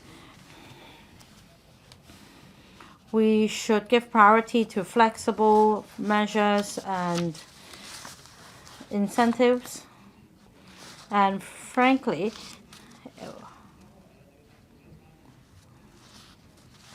we need to make sure that there aren't many differences in terms of facilitation measures and incentives, so that we won't be competing resources and talents with each other. More importantly, we need to help mainland enterprises go global. I talked about the Made in Hong Kong experience, and that we have made in China. Nowadays, it's made by China. In this process, the Hong Kong government should actively negotiate with the Shenzhen government to provide more opportunities for mainland enterprises to go global. There should be internationalization of the industrial chains of manufacturing, branding, design, etc. At the same time, it could drive the development of high value-added service industries in Hong Kong and Shenzhen. As we develop the Northern Metropolis and the Land Town Tomorrow vision, even as long as we have the long-term and perspective and international horizon, we'll be able to bring more benefits to Hong Kong as well as GBA residents. Dr. Wendy Hong. Some 40 years ago, Shenzhen was yet to be a special economic zone, and neighboring Hong Kong it utilized the advantages brought about by Hong Kong, and different industries were developed for Futian, Nanshan, Luohu, and Yantian. They have incorporated functions of administration, financial services, housing, education, culture, etc. It has become a global metropolis, and it proved the results of the BCP's economic belt. Whereas in Hong Kong, we are still deserted. For the border zones in the north, they were shown as frontier closed areas or buffer zones, and in a place where land resources are lacking, the reality is hard to stomach, and there's a stark contrast compared with Shenzhen. Last year, the government proposed the Northern Metropolis Development Plan, which reversed the trend. Mr. Yim Kong's motion today allowed us to discuss how Hong Kong can properly use the areas around the BCPs to develop the economy. The government should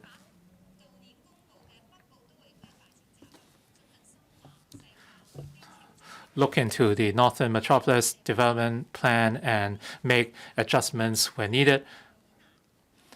According to the development plan for the area south of Shenzhen and north of Luohu, and all the adjacent land was sown as wetland parks, and that would jeopardize our development opportunities. I visited the area personally. I saw areas with high ecological value, but there were also fish ponds, marshes, etc., with limited ecological value. If the entire area was sown as a wetland park, was it an appropriate move for the Ramsar site and the ecological value of areas both sides of Shenzhen River? We must properly conserve these areas and safeguard the migrating birds, and there's a lack of interaction between different zones for the land adjacent to Shenzhen River, regardless of its ecological value. It could not be utilized by us. We could only use the loop area, which is surrounded by fish ponds and idle land. The government should adjust its development strategy as soon as possible, and they should come up with a development blueprint in line with the reality, and we should put all sites into proper use. The original motion talked about setting up a high-level task force between the two places, and a motion as amended asked the central government to provide coordination support between Hong Kong and Shenzhen or Guangdong. There are different coordination mechanisms in place, including the Hong Kong-Shenzhen coordination meeting set up in 1998 and a high-level meeting set up in 2004. And in 2004, a joint meeting was set up between different governments featuring officials from the central government, and later a working group on GBA development was set up. Cross-boundary coordination mechanisms are already in place. The key is for Hong Kong to take action. We should set up a coordination office for the Northern Metropolis as soon as possible to provide steer on land and industries planning and promote infrastructure development as well as cross-boundary collaboration. We should be results-oriented and stop procrastinating. That way we can tap into the development potential of Hong Kong. Dr. Kennedy Wong. I'm Deputy for the Northern Metropolis Development Plan promulgated last year. The Northern Metropolis would become a livable metropolis that is also an economic engine. And with the development of the Northern Metropolis, Hong Kong-Shenzhen collaboration could be enhanced so that Hong Kong can integrate itself into the National Development Plan. For the Dual City Three Circles idea, it is a strategic concept, and these include the Shenzhen-Hong Kong BCP's economic belt and the Northern Metropolis. The previous term government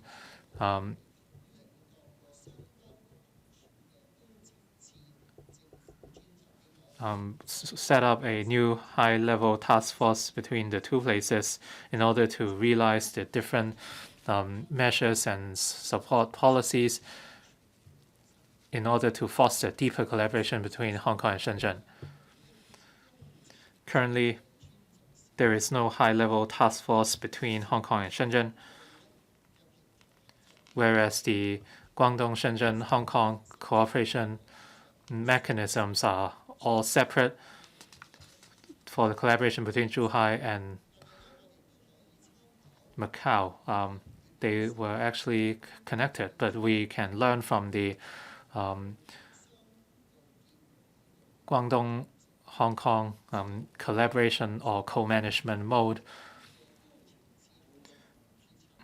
We can set up a high-level coordination mechanism featuring personnel from both Hong Kong and Shenzhen. So different bureaus and departments can engage in discussions and cooperation with the Shenzhen authorities in order to allow comprehensive development in different areas. Speeding up transport infrastructure and BCP's development between both places is important. Apart from smart BCP facilities such as around-the-clock clearance, we must look at appropriate clearance locations at the loop area. Can we have a dedicated BCP to foster seamless clearance, which would promote the flow of goods and people? For the Long Man Chau makeshift hospital, built with the support of the central authority, there was a dedicated channel already. I believe a dedicated BCP is entirely possible. The flow of people, capital, goods, etc. would support a digital economy. In the GBA, there are different policies and social conditions, preferences, and such information gaps might not be easy to overcome. But between Hong Kong and Shenzhen, there should be dedicated coordination mechanisms which would help remove these integration barriers and promote the flow of people and co-management or construction of information facilities. Whereas enterprises are concerned about the flow of capital, cross-boundary payment in Hong Kong dollar and renminbi are subject to many constraints. The loop area could be a pilot scheme for a rapid payment system. So through mobile banking, real-time transfers across the border and between banks could be realized. And these systems can overcome the current remittance limit of 80,000 yuan for Hong Kong people. And the system can also support cross-boundary payment in renminbi and digital renminbi. And if this is realized, our economies can also benefit. I speak in support of Mr. Yim Kong's motion and all the motions that's amended. Dr. Tan Yue-heng. Thank you, Madam Deputy. I thank Mr. Yim Kong for moving this motion for us to discuss joint development of the Shenzhen-Hong Kong Boundary Control Points Economic Belt. The Hong Kong SAR government referred to the concepts of twin cities and three circles in the policy address under the Northern Metropolis Development Strategy. The area is close to Shenzhen boundary, and the BCP economic belt can support the development of Northern Metropolis. Hong Kong and Shenzhen are the core cities of the Greater Bay Area, and they are the twin economic machines. Development of the Shenzhen-Hong Kong BCP's economic belt, therefore, is of crucial importance, and I'd like to offer my views. First, I support the setting up of a task force, a high-level task force between the two places, so that we take an innovative cooperation approach to kickstart the planning of the economic belt. And we can also borrow the model of Hon YIM, so that we have mutual discussions, joint construction, joint administration, and shared benefits. Under this cooperation model, we can align the rules and standards of the two places, and we can ensure clear positioning of the two places so that we can create synergy and leverage on the strengths of two places that can complement each other. There should be facilitation measures relating to boundary clearance. Again, we can borrow the experience in Hon YIM and other international BCP belts to create synergy to further facilitate the flow of people and goods and capital. The second point, we need to take an innovative approach and adopt new thinking in developing the BCP's economic belt, so that we can drive or build a demonstration zone for low carbon green style living in Greater Bay Area. There is heavy traffic and people flow at the BCP areas, and we also have the Loop area, Innovation Technology Cooperation Zone, and the Northern Metropolis. So in the future, there will be even heavier traffic and people flow. At the same time, there are also abundant natural resources in Shenzhen and Hong Kong boundaries. So we should make use of the advantages and develop a green development proposal. On the financial front, we need to ditch the old concept, and we should give play to the distinctive status and advantages of Hong Kong, so that we can make use of tools such as green bonds and allow green bonds to be issued in Hong Kong to develop green finance for the two places. This will be conducive to promoting low carbon lifestyle and improving the green finance initiatives, and enhance Hong Kong's status as an international financial center. In Presidency's 1st of July speech, he mentions that we need to act proactively to dovetail with the 14th Five-Year Plan and the Greater Bay Area Outline Development Plan, and the Shenzhen-Hong Kong BCP's economic belt will be the pilot for further integration of Hong Kong into the country's development plan in the Greater Bay Area. So I support the original motion and the amendments. Dr. Dennis Lam. Thank you, Madam Deputy. At the 7th Party Congress in April last year, the Guangdong provincial government puts forward the high standard planning and development of the Shenzhen-Hong Kong BCP economic belt. It provides a layout for such development, and this year there is explicit proposal for the development of the BCP economic belt, and that there should be more further cooperation. And this will become the policy of the province. We have 7 land BCPs. The Hong Kong port at the moment is being redeveloped. It will be ready for commission by next year. I think that the two governments should grasp the opportunity of the redevelopment of Hong Kong port so that we can break barriers in terms of flow of capital, people, goods, etc. We should implement facilitation measures to set up good practices as an example for other BCPs in Hong Kong and Shenzhen. After redevelopment, the Hong Kong port will cover an area much larger than other BCPs. There will be 4 floors above ground and 1 floor below ground. It could entail a lot of functions. Apart from boundary clearance, there can also be other commercial, living, and also technology elements so that passengers and arrivals will be able to stay and spend there, and this will bring a new economic growth point.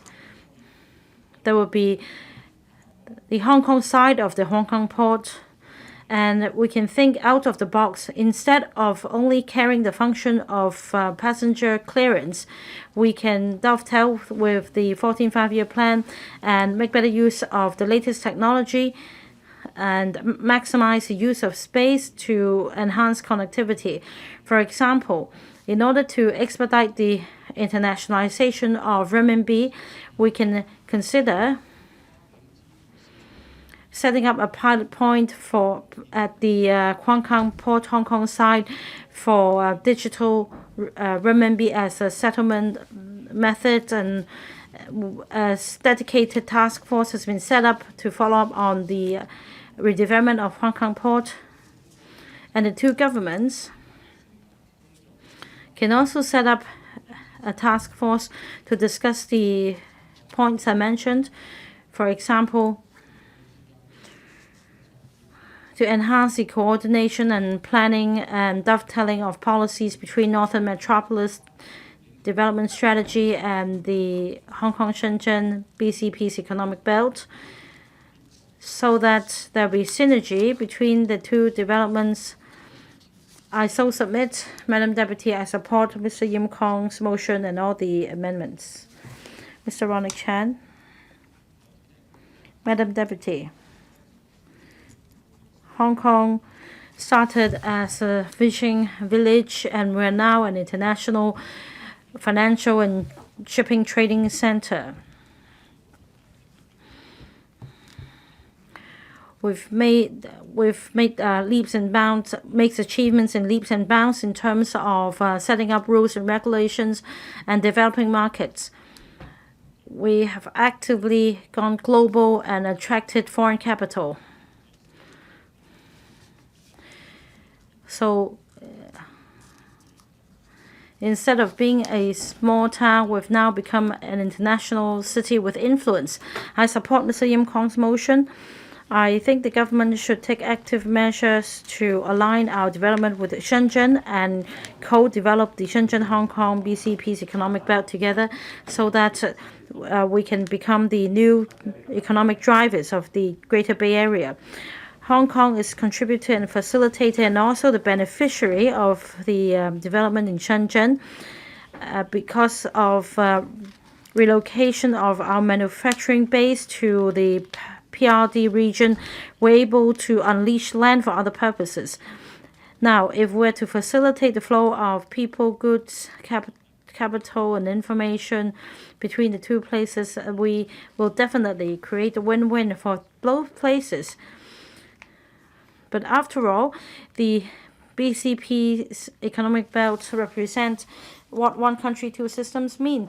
In terms of a currency and the legal systems and other rules and practices, there are many differences.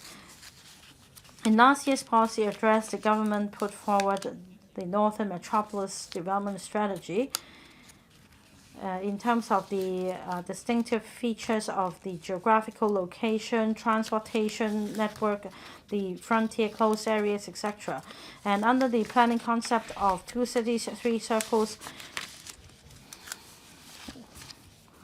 there is a clear development direction to further integrate the 2 places so that we can combine the industrial chain and create a livable place. And in order to remove bottlenecks and obstacles, I fully agree with the motion and the amendments that an innovative approach should be taken to attract talents. And we should also enhance the transportation infrastructure network.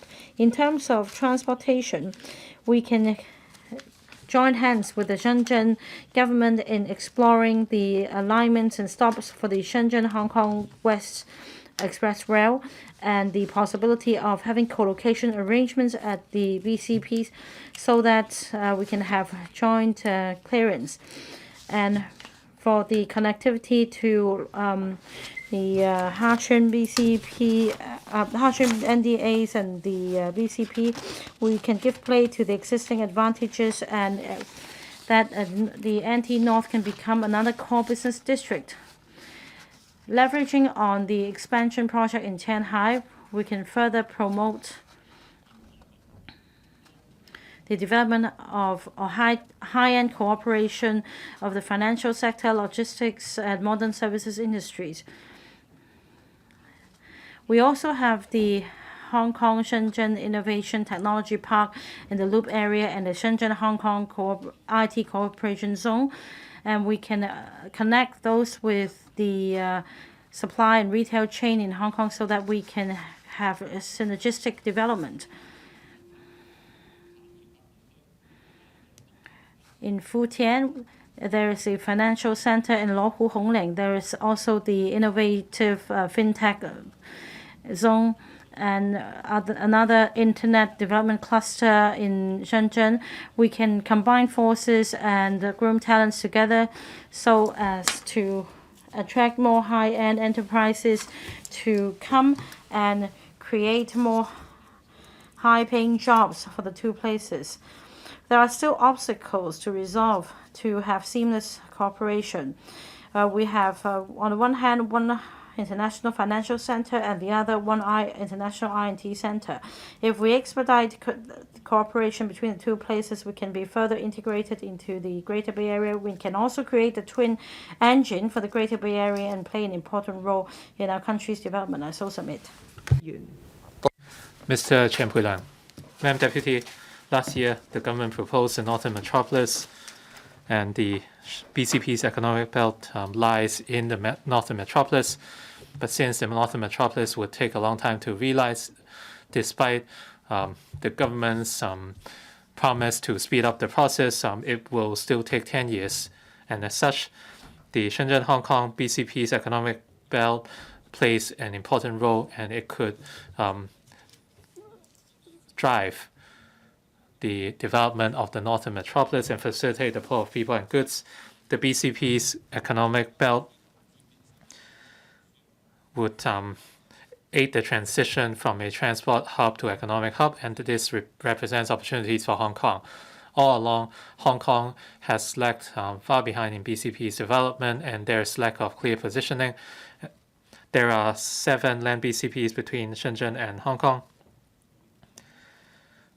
Many years ago, Shenzhen started planning for the BCP's economic belt, and they developed the center, east and west, and each BCP would have their own characteristics, and the BCP's economic belt will connect to the core business districts, whereas for the north of Hong Kong, it's far from the Victoria Harbour, and land has been underdeveloped. And there is a stark contrast between the north and Shenzhen. In the past, a lot of time was spent on studies while developments lacked pace in order to catch up with Shenzhen and promote integration between Shenzhen and Hong Kong's economy. a high-level steering committee or task force should be set up. On one hand, the task force can provide steer and guidance to develop or plan the BCP's economic belt. On the other hand, we can join hands with Shenzhen to draw up plans for future development and establish rules as well as blueprints. That way, we can more effectively promote the development of the economic belt. The SAR government should speed up the infrastructure network development with the BCP's economic belt and Northern Metropolis. There will be more commuting across the border. Currently, the land and railway facilities in NT North are almost saturated, and the Northern Link will only be completed by 2034. The government should speed up the work by speeding up the Northern Link development. We should explore with Hong Kong, with Shenzhen, the idea of a cross-boundary railway network. The Hong Kong-Shenzhen Western Railway should be the starting point, and infrastructure should be reinforced. That will facilitate the flow of people and develop the industries. Madam Deputy, developing the BCP's economic belt has an additional benefit, that is land. Land has always blocked Hong Kong's developments, and near the BCP's, there's a lot of undeveloped land. When the SAR government planned for land development, they did not achieve any breakthrough. The new term government talked about increasing land supply. I hope the new term government can embrace new mentality in developing the land and unearthing their potential so that they can become a new economic driver. Developing the BCP's economic belt is an important strategy and spatial planning policy. It will also drive the development of northern new territories. The government should work extensively with Shenzhen to promote INT, modern services, so there's synergy between the north of Hong Kong and south of Shenzhen, and that would maximize our respective strengths. I speak in support of Mr. Yim Kong's original motion and the motion amended by other members. Mr. Tony Chair. Madam Deputy, earlier President Xi made an important speech on Hong Kong's future development. He offered 4 musts, include the fact that Hong Kong must preserve its unique status and strengths. So what are Hong Kong's strengths? That is, we have the backing of the nation and we connect to the world. President Xi also offered 4 expectations for the new term government, including reinforcing the drivers of our development. Hong Kong must proactively dovetail with the National 14th Five-Year Plan, the GBA developments, and the Belt and Road Initiative. Some people might not see anything new with these proposals, but why were these being mentioned by the central government time and again? The reason was that some people did not understand these proposals, or they thought they understood the idea, but when it's actually implemented, it became something else. In terms of preserving Hong Kong's status and strengths, some Hong Kong people, including government officials, misinterpreted the ideas as being that Hong Kong is better than the mainland in everything. So after reunification, nothing should change. We can fend for ourselves and we do not have to think about what's going on in Shenzhen. So in terms of the GBA developments and Belt and Road, many people, government officials, and industries express support, and different activity or events and seminars were held. But are we actually fulfilling President Xi's expectations to achieve breakthrough? So I'd like to thank Mr. Yim Kong for moving a motion on interfacing with Shenzhen and planning for joint development of the Shenzhen-Hong Kong Boundary Control Points Economic Belt. This is the first member's motion after the new term government assumed office. It shows the commitment of the new term government in interfacing with Shenzhen. As a representative of our sector, I'd like to talk about planning collaboration between both places. I have criticized for years the government's lack of planning for everything that that goes on the other side of Shenzhen River. For cross-boundary transport infrastructure, apart from facilitating the flow of people and goods, no consideration was given to how Hong Kong's strengths could dovetail with the developments on the mainland to create synergy. Relevant authorities and officials between both places had limited exchange. There is exchange of information, but policy collaboration was very limited. Towards the end of the previous term government, the Northern Metropolis strategy was announced, so the idea of twin cities and three circles was floated, and it was a major breakthrough. But we did not see any in-depth discussion or collaboration and development.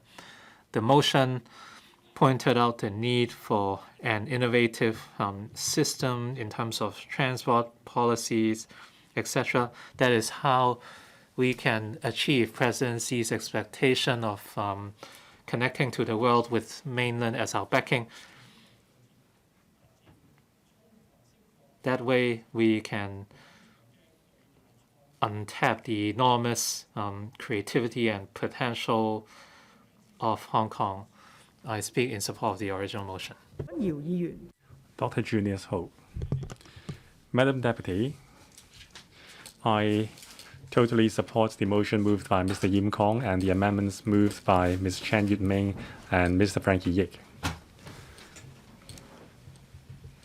Naturally, Hong Kong cannot afford to stay put. Back in 1979, when the central government established the Shenzhen a special economic region adjoining Hong Kong, there was the worry that all the population in the nation would rush to a nation, would rush to the Shenzhen. As a result, the country established tier 1 and tier 2, separated the zone into tier 1 and tier 2. And it was only after 2003, after SARS, there was a zipper, and it was easier to move to Hong Kong. So there was no longer the worry that a lot of people would rush and crowd up Shenzhen. Now, with the moving of time, we have witnessed the enormous changes in Shenzhen. Now we have to take a macro view in terms of how we can dovetail Shenzhen. Now the tier 2 has been removed, so why should we allow the boundary exist? I mean, it is a boundary, not a border. Now, under the country's policy, we have to adhere to one country, two systems. We accept the ideology. But in practice, should we be limited by these boundaries? For the next 25 years, we have to think out of the box. There should be a Hong Kong within Shenzhen and Shenzhen within Hong Kong. We should integrate the two metropolis into a mega metropolis in the GBA for the world with 20 million population. That is our vision. It will provide us with a strong economic engine to go global. So like I've mentioned earlier on, when there is integration of economy and people, should we set up a special region within a special region? When we enter a certain area in Shenzhen,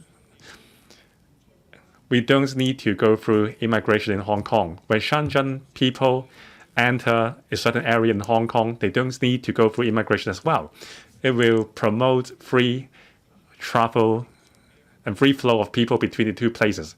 You only need to go through custom clearance if you go further beyond the special region within the special region.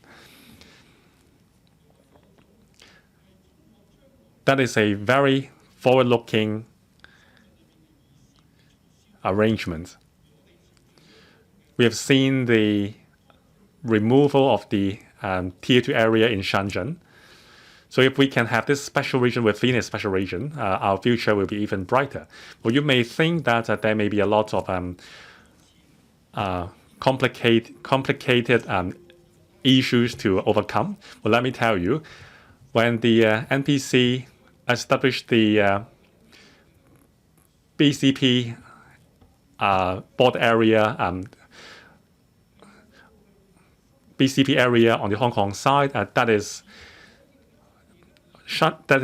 equivalent to Hong Kong within Shenzhen. And in year 2017, the NPC established the co-location arrangement as the high-speed rail station in West Kowloon. And the mainland laws are applicable to that area. So that is Shenzhen within Hong Kong. So that is the new phenomena created under the new era. Special region within the special region. Well, sky is the limitation if you are imaginative. Thank you. Frankie Paul. Thank you, Madam Deputy. I thank Mr. Yim Kong for moving this motion. I support the establishment of the development of a Shenzhen-Hong Kong BCP economic belt. It has been incorporated into the key working plan of the Guangdong provincial government. The Shenzhen municipal government has begun developing the economic belt. In the future, the economic belt will become an engine for the development of both areas as well as the GBA. Now, this is the 25th anniversary of Hong Kong's return to the motherland.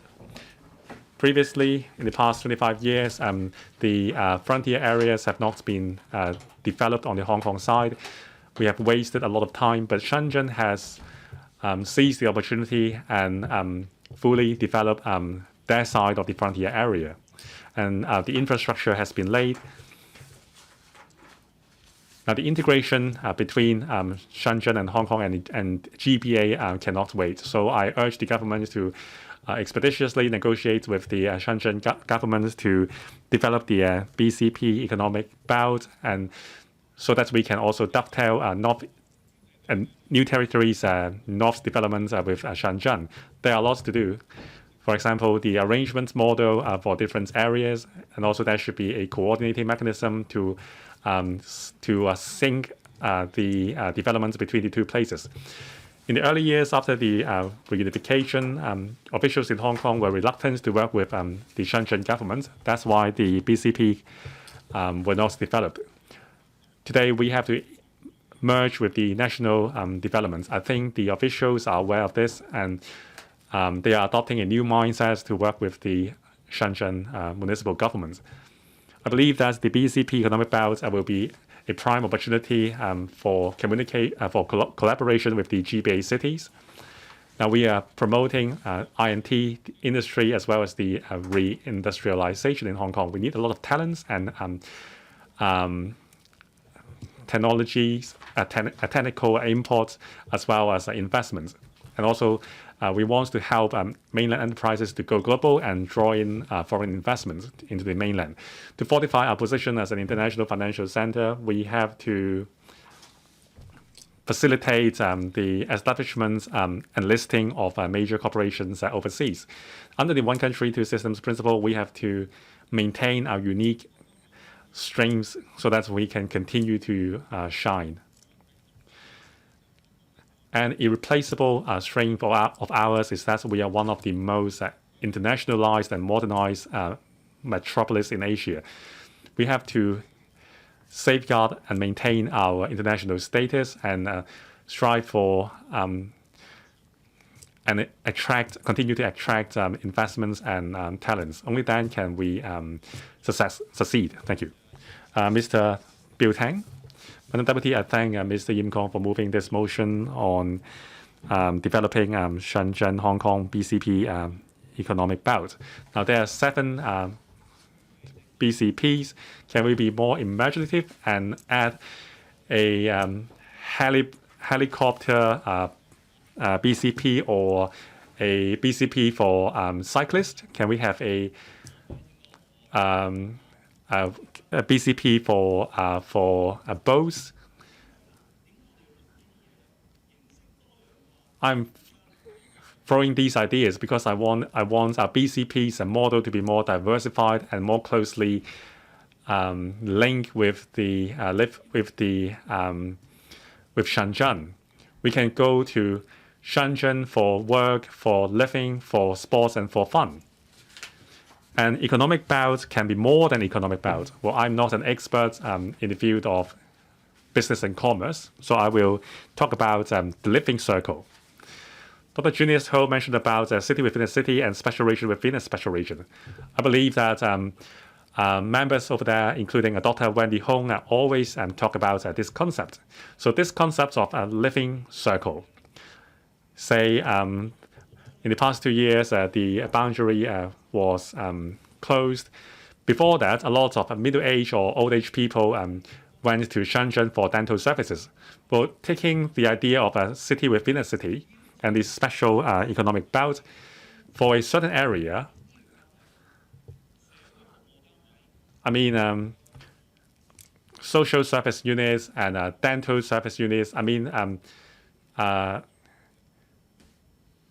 the country is promoting a high standard service sector. So in the special region within the special region and the city within the city, for Hong Kong people with a health voucher, you can procure medical service units promoted by the Shenzhen municipal government.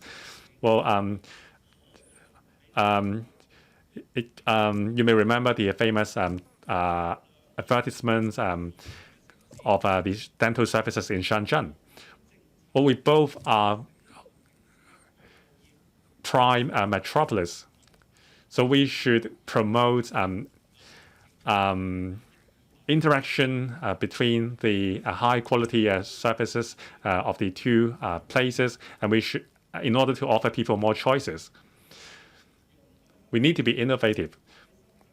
Well, if not, actually, I welcome the idea of Hong Kong people using health vouchers to get dental services in Shenzhen, even if there is not a special region within a special region. So thirdly, besides the living circle, there is also the eco circle.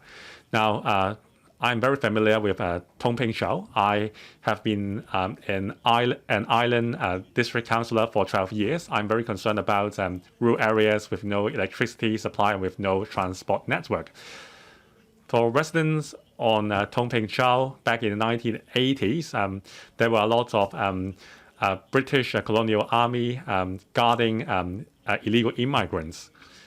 After 1997, there was still no electricity supply, and the residents could only envy the scene across the border. Now, back in 1980s, when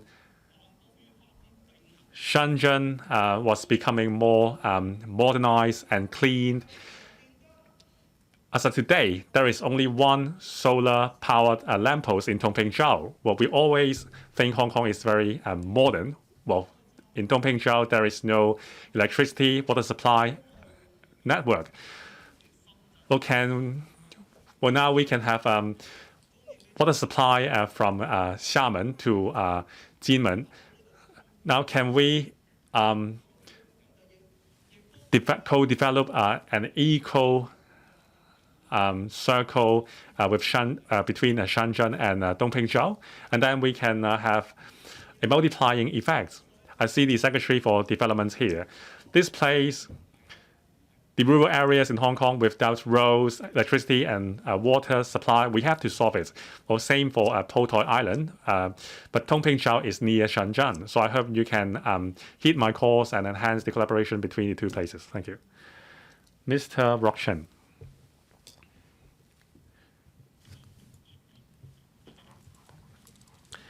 Madam Deputy, pardon me.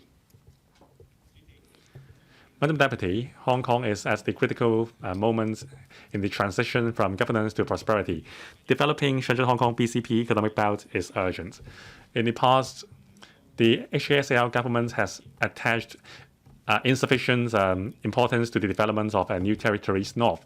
The BCP are only transport hubs without comprehensive land planning in the adjoining areas. I'm pleased to see the previous term of the government floating the idea of a northern metropolis development strategy, but it will take more than 10 years to realize. So I support Mr. Yim Kong's motion to interface with Shenzhen and plan for joint development of the BCP economic belt, to use economic belts to drive the development of a northern metropolis. In the past 40 years, the Shenzhen's economic achievement is closely related to the BCP. The Futian area was redeveloped into the Huanggang port, and a 50-hectare site has been released, and the Luowu port has been redeveloped into a super BCP with various services.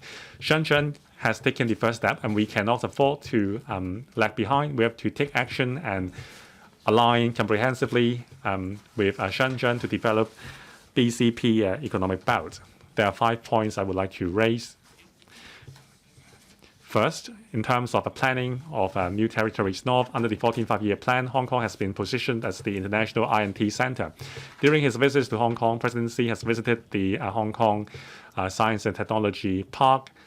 It shows the central government's high expectation for our INT industry. We have to make use of the BCP's geographical strength to turn new territories north into a talent pool, focusing on INT industry and achieve synergy with the Shenzhen side.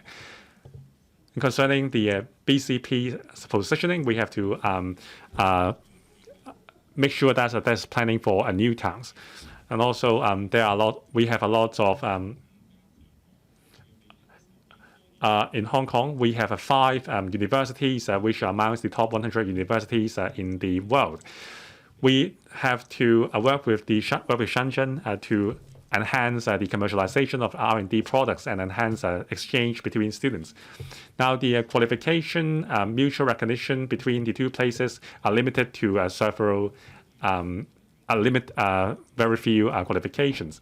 Not a lot of Hong Kong people can work in Shenzhen in their profession, and the same vice versa. So we have to enhance the mutual recognition of qualifications. Thirdly, we have to introduce international capital and technologies. We have the advantages in terms of transport, aviation, and logistics. We should continue to be an important bridge between the mainland and the world, and introduce more talents with management experience into the mainland. And also, we should have a cross-boundary railway link. We can make use of the co-location agreements in the redeveloped Hong Kong plan and develop a new railway to link up the areas to unleash the potential. And also, there should be a central coordination mechanism. Like many members said, there should be a high-level cross-departmental steering committee in the government to communicate with the Shenzhen counterpart and and set clear positions for both places. Now, the Shenzhen's GDP has exceeded 3 trillion RMB, surpassing Hong Kong. It shows the enormous potential there. So we have to co-plan our economic developments with Shenzhen and proactively integrate with the national development to bring new impetus to Hong Kong. I have to declare my interest. I am the chairman of the board of the HK VAQ, so I support the motion and all the amendments. Thank you. Mr. Chan Yong. Thank you, Madam Deputy. I thank the principal officials and bureau directors as well, and I thank Mr. Yim Kong for moving this motion on joint development of the Shenzhen-Hong Kong boundary control points economic belt, and many members have put forward their point of views, and I subscribe to their views as well. Let me tell you a story. One evening, after reunification,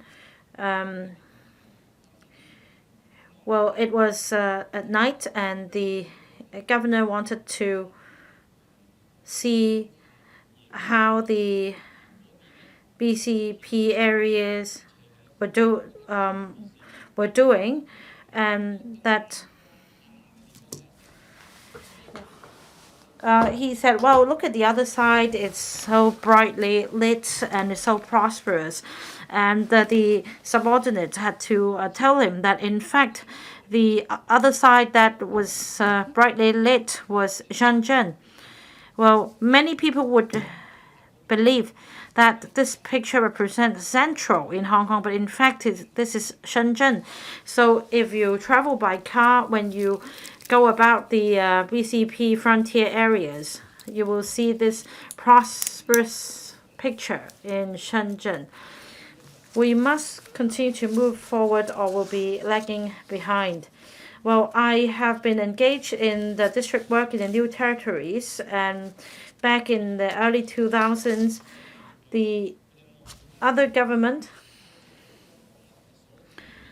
had made all the preparations to align with our systems. They had everything ready, and they tried to align their development with ours, and yet we didn't accept their proposal, and we missed out these golden opportunities. And back then, Huawei and other major enterprises had eye on Hong Kong, and according to that plan, had we taken forward the plan, that would have been joint development with Shenzhen, and that this Y development had only one branch available. And if we miss out this opportunity again, we will surely regret this.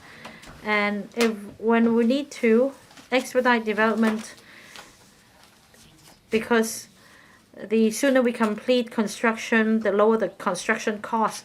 And together with Presidency's July 1st speech and Mr. John Lee's inauguration speech, they all refer to integration with the Greater Bay Area. And we are the two important engines to this super aircraft, that is Hong Kong and Shenzhen, and we're talking about trillions of renminbi in terms of GDP. So there is room for us to develop, and according to Mr. John Lee, we need to enhance efficiency and speed, and we need to act quickly. We need to act quickly, and this is my advice to the principal officials in this new term of government. We must not miss out any opportunity. Again, we must act quickly so that we can deliver some good results and give more opportunities for young people in Hong Kong. I so submit. Mr. Johnny Ng. Thank you, Madam Deputy. First of all, I thank Mr. Yim Kong for moving this motion and the other members for moving amendments. I support all of them. Last year, the Chief Executive announced the Northern Metropolis Development Strategy, covering 3,000 kilometers and a living circle accommodating a big population will be built with transport infrastructure network connected to Shenzhen. And Mr. John Lee, in his election manifesto, also referred to Northern Metropolis development and planning so that a metropolis circle will be built at full speed, which is livable, and the Northern Metropolis covers 7 land BCPs from east to west, covering an economic belt. It is an important area for integration between Shenzhen and Hong Kong. It will help Hong Kong further integrate into the country's overall development plan. Hong Kong is an international metropolis. We enjoy the distinct advantage of one country, two systems. We should maximize the use of resources so that we can help our country align with the rest of the world and contribute to the country. I think everybody in Hong Kong are grateful for the presidency to attend the inauguration ceremony and the 25th anniversary of the Hong Kong SAR. And presidency visited the science park and met with dozens of IT experts. He showed concern for the development of IT in Hong Kong. According to the 14th five-year plan, Hong Kong should be developed into an international IT center. And if we cooperate with Shenzhen, we can create a synergy and we can have 1 + 1 greater than 2. That is why we must grasp the opportunity and give priority to IT development so that we can create an impetus for growth. And in order to take forward IT development, talent is of importance. We need to sow the seeds around the world, so to speak. In terms of the QS World Universities ranking, the INT subjects in universities tops the chart, but not many enterprises have the necessary skills to tap global markets. The institutions in Hong Kong are more aligned with the world standards, and we can help mainland enterprises commercialize the R&D results, and we can also help these enterprises go global. At the same time, we can transfer the R&D results to Shenzhen and build a Silicon Valley-like collaboration base. R&D in Hong Kong is undertaken by universities, and we focus on upstream research activities. However, our manufacturing base was relocated to the north in the last century, affecting the commercialization of R&D results. If we combine forces with Shenzhen, we can complement our strengths, and we can also create an IT zone with midstream and downstream activities. Presidency also made 3 points in relation to the Qianhai cooperation zone. 1, it should cooperate with Hong Kong. 2, it should serve the mainland. 3, it should be connected to the rest of the world. Together with advanced management and international management experience, Hong Kong should act as the pioneer and live up to the country's expectation. I so submit. Dr. Hui Simon Lee. 多謝主席。 Thank you, Madam Deputy. I thank Mr. Yim Kong for moving this motion. About 7 years ago, back in 2015, I started to study this issue with some colleagues in Shenzhen, that is about the Hong Kong-Shenzhen BCP economic belt. And according to our study, it is all about unleashing the potential of the areas surrounding BCPs and how they should be incorporated in the planning. In the process, we've also identified some problems. If we rely on a single BCP, to take forward land development in the area, it is problematic because we're talking about a narrow strip of land close to the BCP. So instead, we should consider the northern metropolis as a whole in order to formulate this overall concept of BCP's economic belt. And I'd like to make 2 points. First,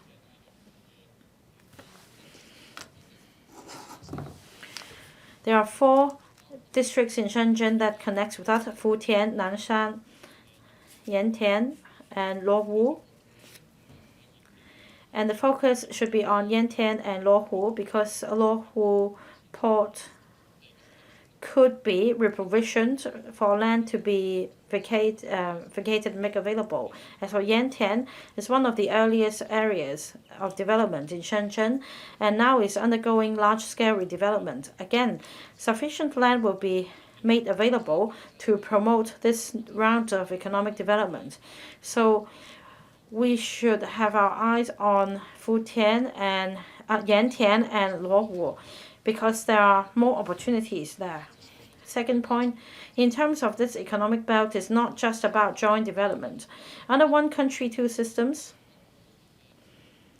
the economic belt is the zone within the zone under the 14th five-year plan.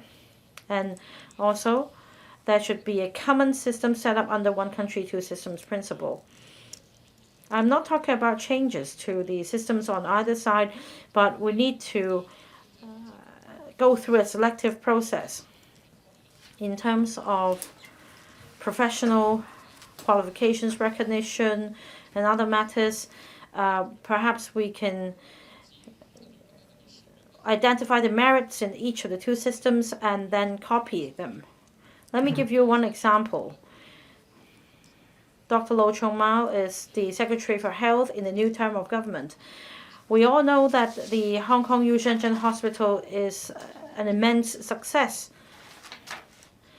The success is built on expatriate doctors providing consultation to Shenzhen residents in Shenzhen, and Hong Kong doctors can prescribe Hong Kong drugs to Shenzhen patients.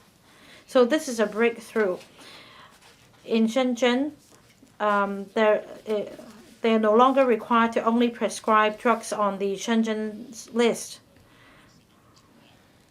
or Shenzhen drug formulary. So this is a breakthrough. The other point is a lot of members here might have taken a ride on the Golden Bus on the Hong Kong-Zhuhai-Macau Bridge. The bridge is connected to 3 places, Hong Kong, Macau, and Zhuhai. And there are 3 sets of construction standards. And again, meritocracy is the priority when it comes to adopting the construction standards. For example, in Hong Kong and Macau, there are different standards in terms of the lifespan for the bridges, for the bridge construction. Hong Kong and Macau, it's 120 years. In Shenzhen, it's 200 years. And in the end, we have adopted 120 years as the lifespan of the bridge.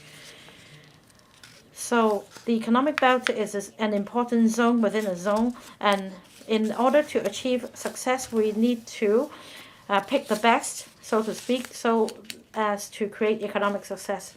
Thank you. Ms. Nixie Lam. Madam Deputy, I thank Mr. Yim Kong for moving a motion on interfacing with Shenzhen and planning for joint development of the boundary control points economic belts. Since the 1980s, the Luohu port has been developed. It led to prosperity, and in the 2000s, there was around-the-clock clearance, and Futian BCP became a core business area. And later, the Nanshan and Qianhai areas became high-end technology centers, while Shekou transitioned from a traditional BCP to a modern services hub. We can see that the development of BCPs in Shenzhen has much to do with its development and upgrading of industries, whereas for Hong Kong, the SAR government only stuck to the so-called central values, and there was a lack of holistic planning. The obnoxious facilities were installed at border areas.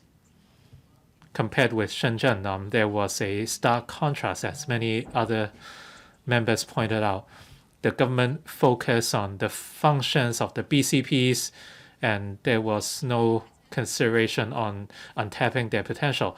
Presidency mentioned 4 expectations in his speech, include the fact that we must continue to improve our impetus, and we must make use of our advantages to introduce more high value-added industries in Hong Kong and enhance economic cooperation between both places, create new economic drivers so that we have INT in the north and financial services in the south. Such dual engine layout will allow Hong Kong to become a center of the GBA. With the northern metropolis development strategy, the government has apparently changed its mindset, but at the end, it could still be the same thing. Certain problems were tackled. So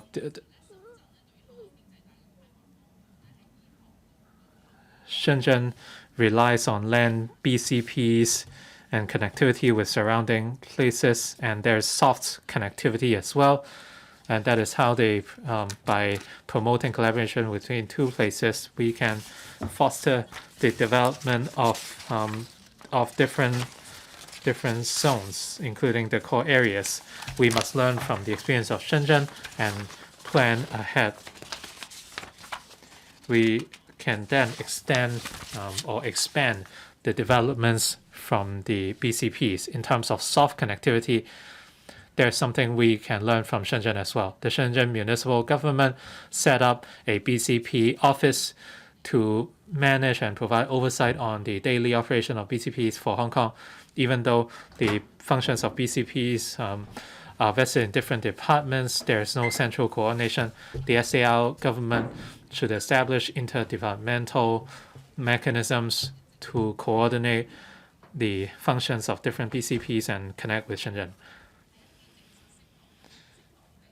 The government can consider relaxing certain policies by changing the mode of planning, streamlining development procedures, unifying standards across different departments in order to free up our land. In the past, while Hong Kong has fallen much behind in developing the BCPs, and we have no more time to waste. If we lose further ground, it would be very difficult to catch up in the future. And so I speak. Does any other member wish to speak?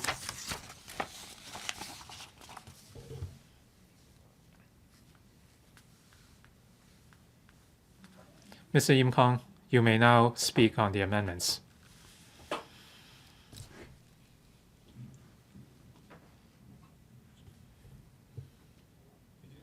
Madam Deputy, I thank Ms. Chen Yuet-ming, Mr. Frankie YICK, and Dr. Stephen Wong for moving amendments to my motion and offering their views, and I'd like to thank the views of the 28 other members as well. Ms. Chan mentioned that the development of BCPs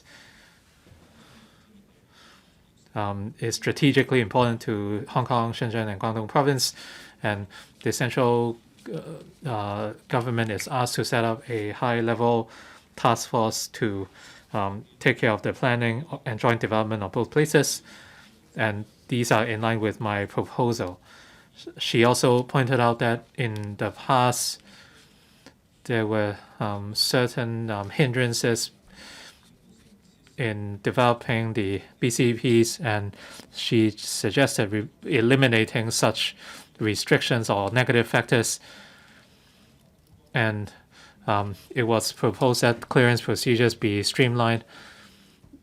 These proposals reinforce the importance of planning for the BCPs. I support such proposals. Mr. Frankie YICK said he spoke about the importance of Hong Kong and Shenzhen, and we must exercise our respective strengths and clarify our roles we must also work together in developing the economic belt. He proposed that the SAR government seek help from the central government, and these would allow each other's strengths to be complemented in the context of the GBA.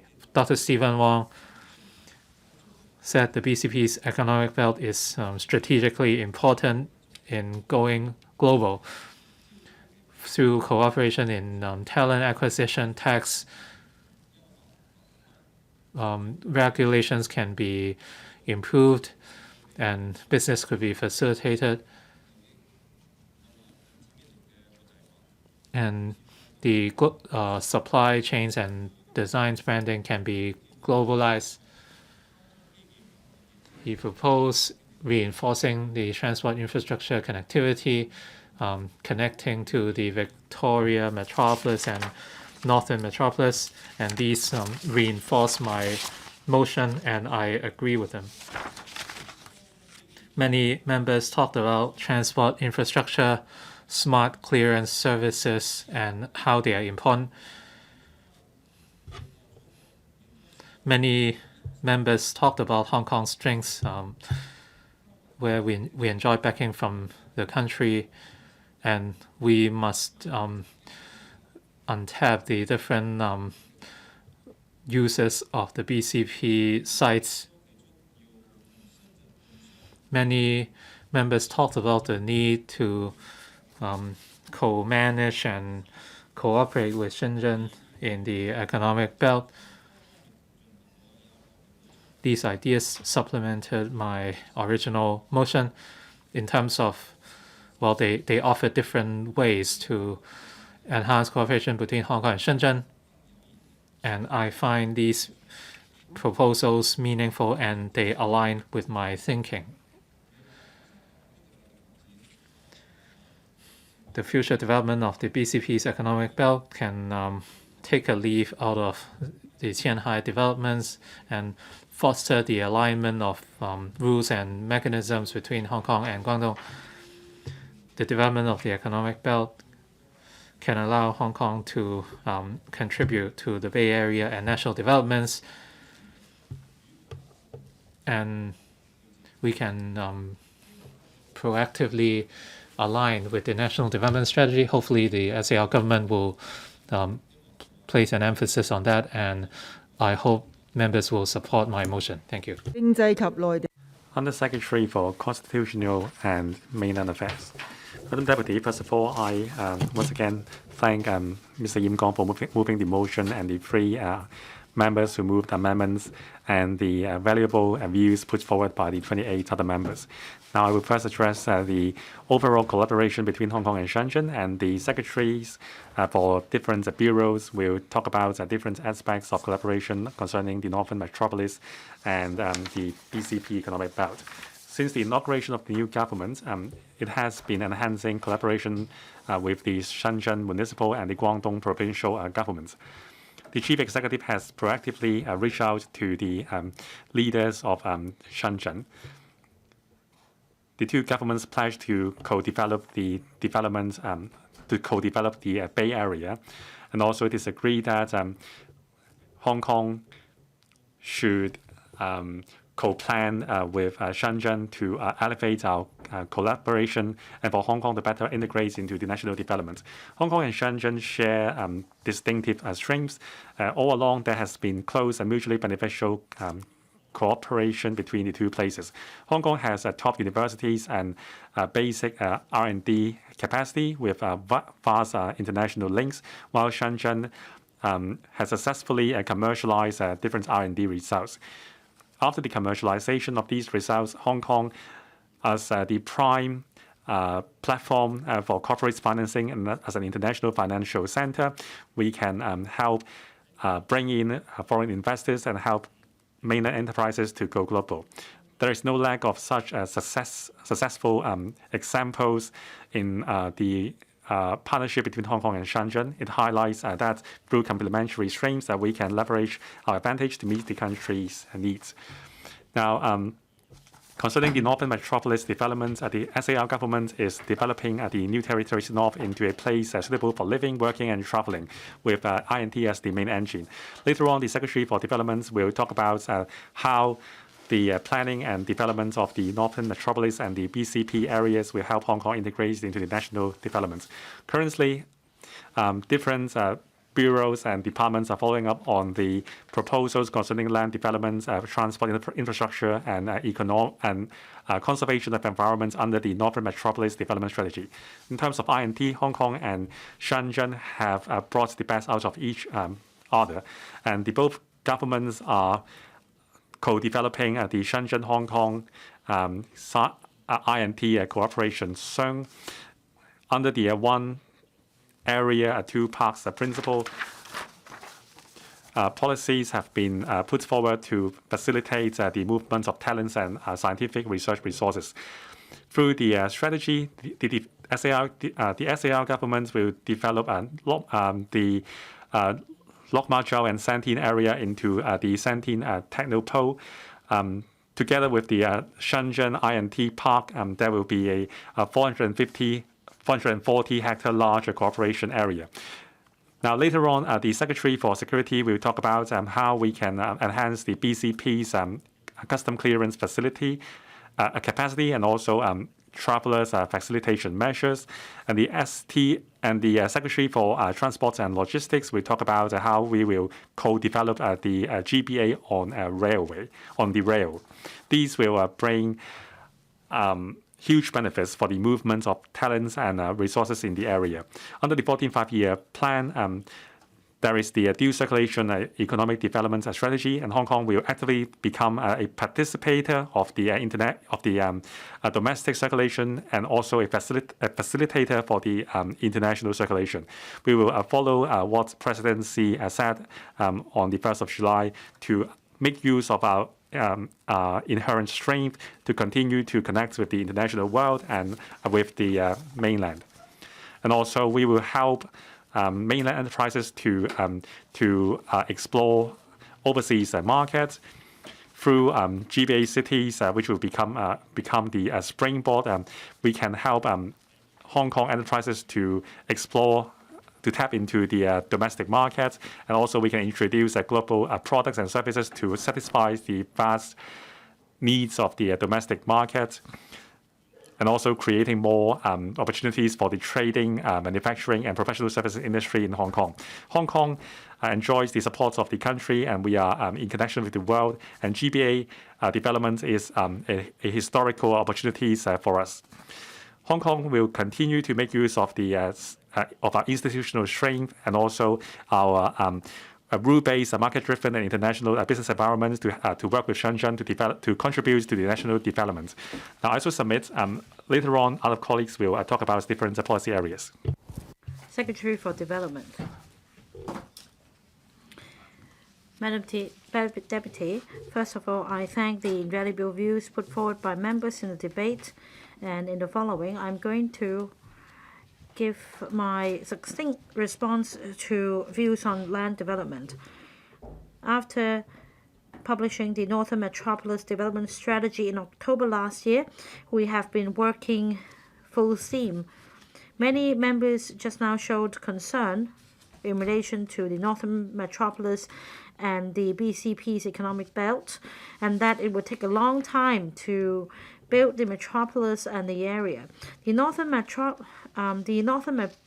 will cover an area of 30,000 hectares, and there are a number of major infrastructure projects, including the Kudong North, Fanning North New Development Area Commission, the construction of which started in 2019, and also Hong Shui Kiu Hachin NDA started in 2020, and also Yunnan South Development, which will see its construction begin next month. There are also other projects such as the Santin Lok Ma Chau Development Note, the Man Kam Toast Development, and other new towns in NT North. We have kick-started studies for early construction. According to our estimation, in the coming 10 years, 40% of land will be formed in the whole northern metropolis area, with 40% of new units completed.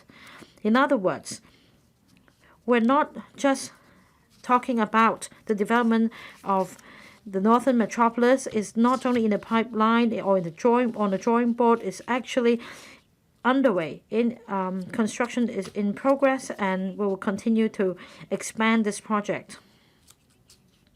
Of course, last year when we put forward this strategy in October last year, we also put forward some new ideas, and of course further studies are required, and in fact these studies are underway.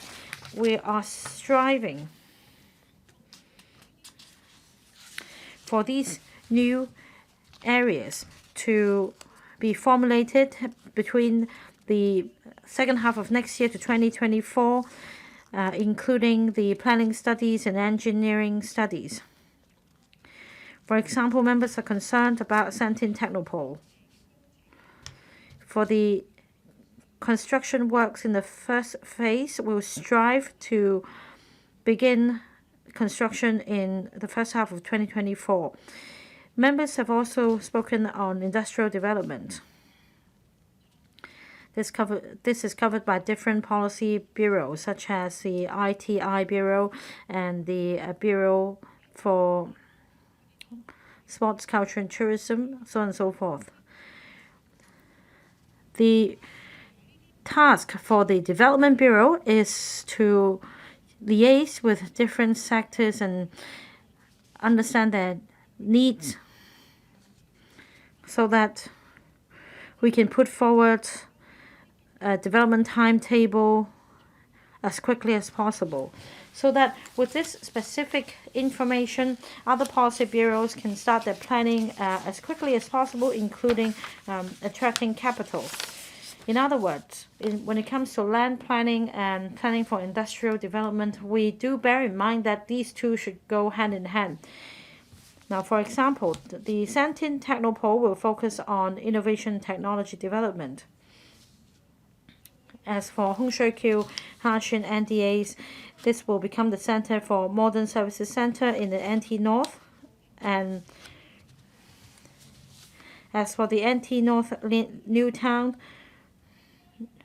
as proposed, we understand that it's close to Liantang Hengyunwai BCP, and of course, as members have suggested, they should cover land uses for logistics, for industrial purposes, etc.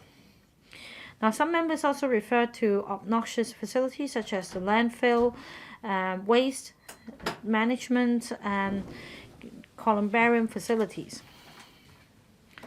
The Northern Metropolis, as its name suggests, is a metropolis that should also accommodate certain necessary facilities.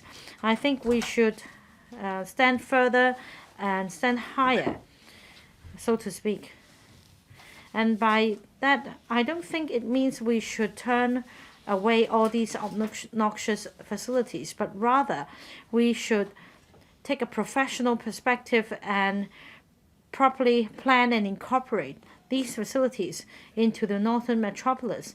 And I firmly believe that our design and construction sectors will adopt new thinking in properly planning for the provision of these facilities. Some members also mentioned the wetland conservation area in the Northern Metropolis Development Strategy being too large.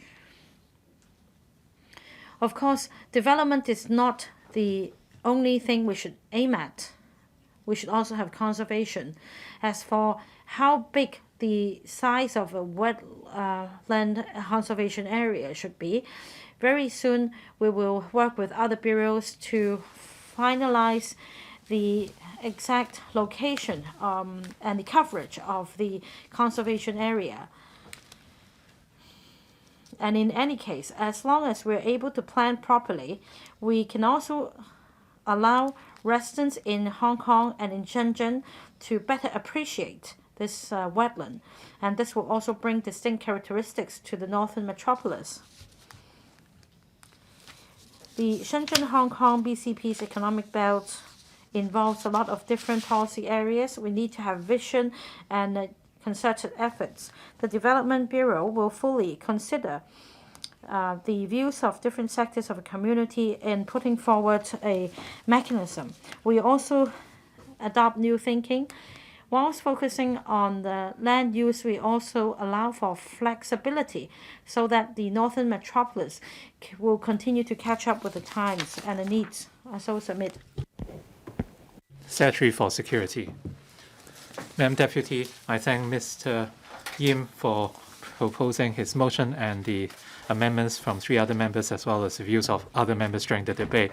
When making policies, the SAR government will certainly humbly listen to different views in order to forge a consensus. On the motion debate today, the Security Bureau has the following response.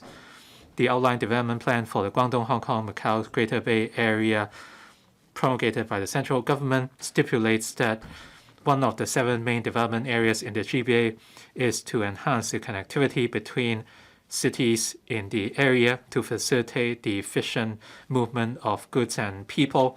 And to this front, the Security Bureau has been reinforcing the clearance capabilities of BCPs and taking up facilitation measures.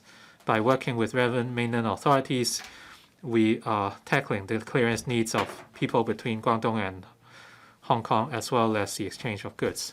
The pandemic in the past 2 years had an impact on the flow of people between both places, but the SAR government and Shenzhen municipal government have maintained cooperation to pursue or improve the clearance capabilities of land boundary control points and improving the cross-boundary facilities, and to gradually implement East-in, East-out, West-in, West-out strategy for cross-boundary goods traffic. And cross-boundary goods vehicles in the future would focus on using the Liantang Hangyuan port and the Shenzhen Bay port in the west, and the remaining land crossings will mainly deal with passenger clearance. As such, from December the 10th, 2020, Hong Kong and Shenzhen implemented round-the-clock cargo clearance service at Shenzhen Bay port, and from August the 26th, 2021, cargo clearance commenced at the Liantang Hangyuan BCP. And this BCP will implement round-the-clock cargo clearance very soon. Once COVID-19 stabilizes, both governments will begin passenger clearance service at Liantang Hangyuan BCP and implement passenger clearance service around the clock at Shenzhen Bay BCP. And under the development blueprint of the GBA, there will be an obvious growth of commuting between Shenzhen and Hong Kong. The SAR will continue to reinforce the clearance capabilities of the BCPs, and in enhancing existing BCPs or building new BCPs, our goal would be to implement co-location, and we will look at novel clearance modes with the Shenzhen government to enhance efficiency. Shenzhen and Hong Kong are fully pursuing redevelopment of the Huanggang port to reinforce the scale of the facilities, and the redeveloped Huanggang BCP will implement co-location and adopt the new clearance mode of joint border clearance, so that passengers no longer have to bring their personal luggage to the clearance buildings to perform the immigration procedures, and this would enhance clearance efficiency. Shenzhen and Hong Kong also started initial discussions on redeveloping the Shuttlecock and Luohu BCPs, and the basis of discussion will be co-location arrangement. The SAR government will continue to make use of innovation and technology to provide more convenient, efficient, and hygienic immigration services. The Immigration Department rolled out contactless automated immigration clearance service in December last year, so that registered Hong Kong residents can use their smartphones to generate encrypted QR codes and complete automated immigration procedures by using facial verification technology. They no longer have to produce their Hong Kong identity cards or use the fingerprint scanners, and the whole process will take only 7 seconds. I thank members for their views in the debate. The Security Bureau would look at these views and work with relevant bureaus and departments to reinforce the clearance capabilities of BCPs in the future, which would in turn facilitate connectivity between Hong Kong and other Greater Bay Area cities. Thank you. Secretary for Transport and Logistics. Madam Deputy, I have paid close attention to members' views, to which I'm very grateful. Allow me to make a few points in response to and in supplements to members' views on cross-boundary transport and logistics. On cross-boundary railway projects, to further the connectivity of infrastructure in the GBA, the Hong Kong and Shenzhen governments have established the task force to jointly develop the GBA on the rail. Through the task force, the two governments are taking forward 3 projects, that is the Hong Kong Shenzhen Western Express Railway Hong Shui-Kiu to Qinghai section, the Northern Link Spur Line, and the enhancement of the Lo Wu BCP and its transport linkages. The task force has commenced the first phase study of the Hong Kong Shenzhen Western Express Railway Hong Shui-Kiu to Shanghai section. The project will connect Hong Shui-Kiu Ha-Chun new development area with Shanghai, facilitating and deepening the high-end economic collaboration between the two areas on professional services, modern logistics, and technology services. And there will be enhanced connection between Hong Kong's northern metropolis and the Guangzhou-Shenzhen Technology Innovation Corridor, which will strengthen both areas' locational advantages. Coupled with the road network, the two areas will become a strategic hub along the transport corridor on the east coast of Zhujiang.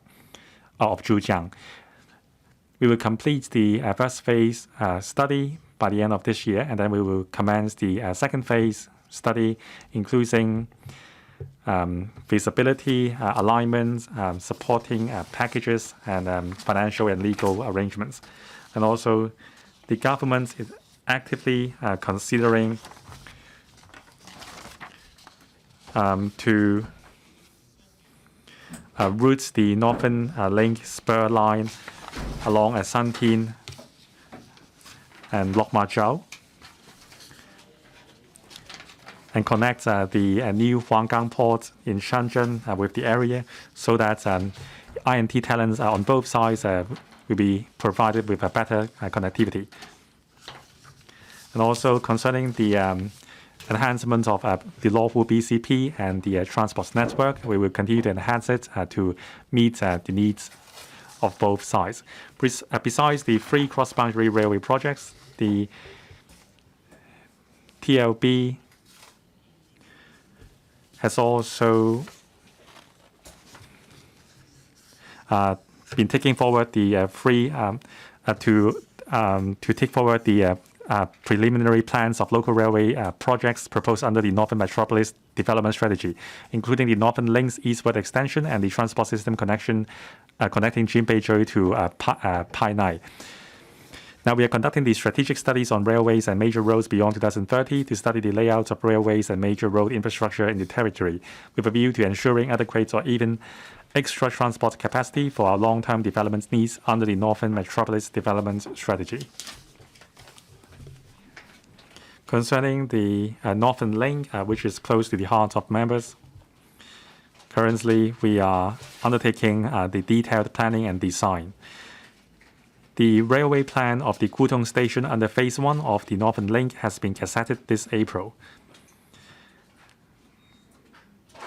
The Northern Link will tie in with the population intake of the public housing projects in Kutong North NDA, as well as driving the development in Shantin, Ngau Tau Mei, and Ngau Tau. Concerning cross-boundary road transport, the government is pressing ahead with the quota-free scheme for Hong Kong private cars traveling to Guangdong via the Hong Kong-Zhuhai-Macau Bridge, so that eligible Hong Kong private cars can travel between Hong Kong and Guangdong without a regular quota.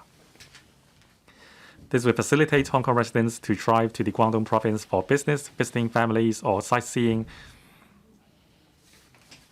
on a short-term basis. We are finalizing with the Guangdong government and the relevant mainland authorities the various specific arrangements for implementing this scheme. And we are striving to implement the scheme as soon as possible, and details will be announced soon.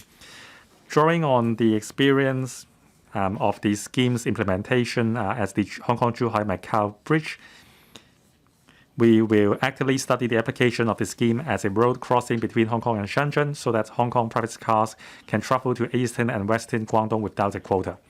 Concerning the logistics industry, as we all know, the trade and logistics industry is one of the 4 pillars of our economy. It is of vital importance to our economy. The SAR government highly values the logistics industry. We have been actively promoting the development of a modern logistics industry while supporting the trade to develop high value-added logistics services so as to seize the opportunities under the 14th Five-Year Plan and the GBA development and fortify our position as the logistic hub in Asia.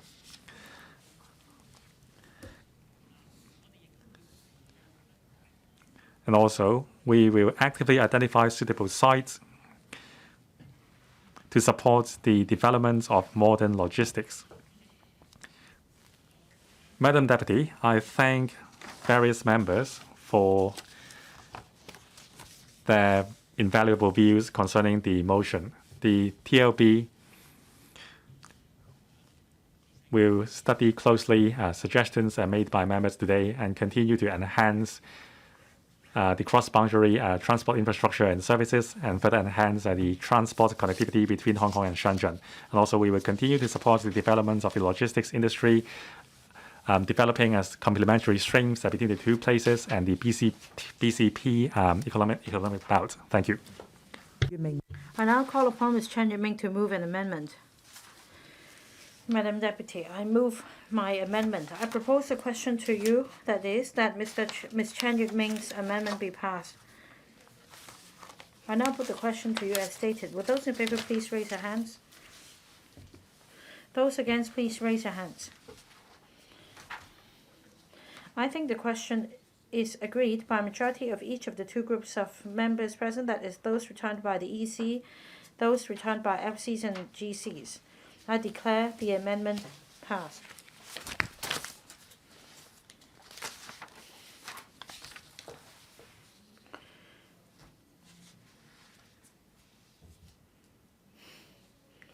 Dr. Stephen Wong, as the amendment of Ms. Chen Yuet-ming. Oh, Mr. Frankie YICK, you may move your amendment. Madam Deputy, I've already notified the Secretariat that if Ms. Chen Yuet-ming's amendment has been passed, Mr. Frankie YICK I will not move my amendment. All right, Dr. Stephen Wong, as the amendment of Ms. Chen Yuet-ming has been passed, you may move your further amendment. Madam Deputy, I move my further amendment. I propose a question to you that Dr. Stephen Wong's further amendment be passed.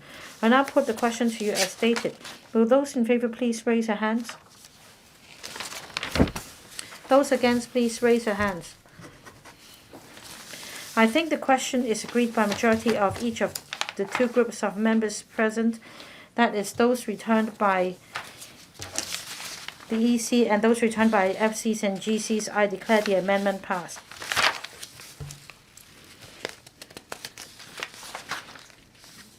Mr. Yim Kong, you still have 1 minute 4 seconds to reply, then the debate will come to a close. Mr. Yim Kong. Thank you, Madam Deputy. I thank members for putting forward their invaluable views to my motion, and I thank the government for showing concern to my motion. We just have a new term of government which focuses on the result, and we need the concerted effort of all sectors of the community. We also need the government to be proactive and pragmatic. I hope that in the coming 5 years, when we enter the new phase of becoming prosperous, there will be more improvements. We can have a 1-hour quality living circle in the Greater Bay Area. I'm sure this can be achieved. I so submit. Thank you. I now put the question to you, that is Mr. Yim Kong's amendment as amended by Ms. Chen Yuet-ming and Dr. Stephen Wong be passed. Will those in favor please raise their hands? Those against, please raise their hands. I think the question is agreed by a majority majority of each of the two groups of members present, that is, those returned by the EC and those returned by FCs and GCs. I declare the motion passed. 無立法效力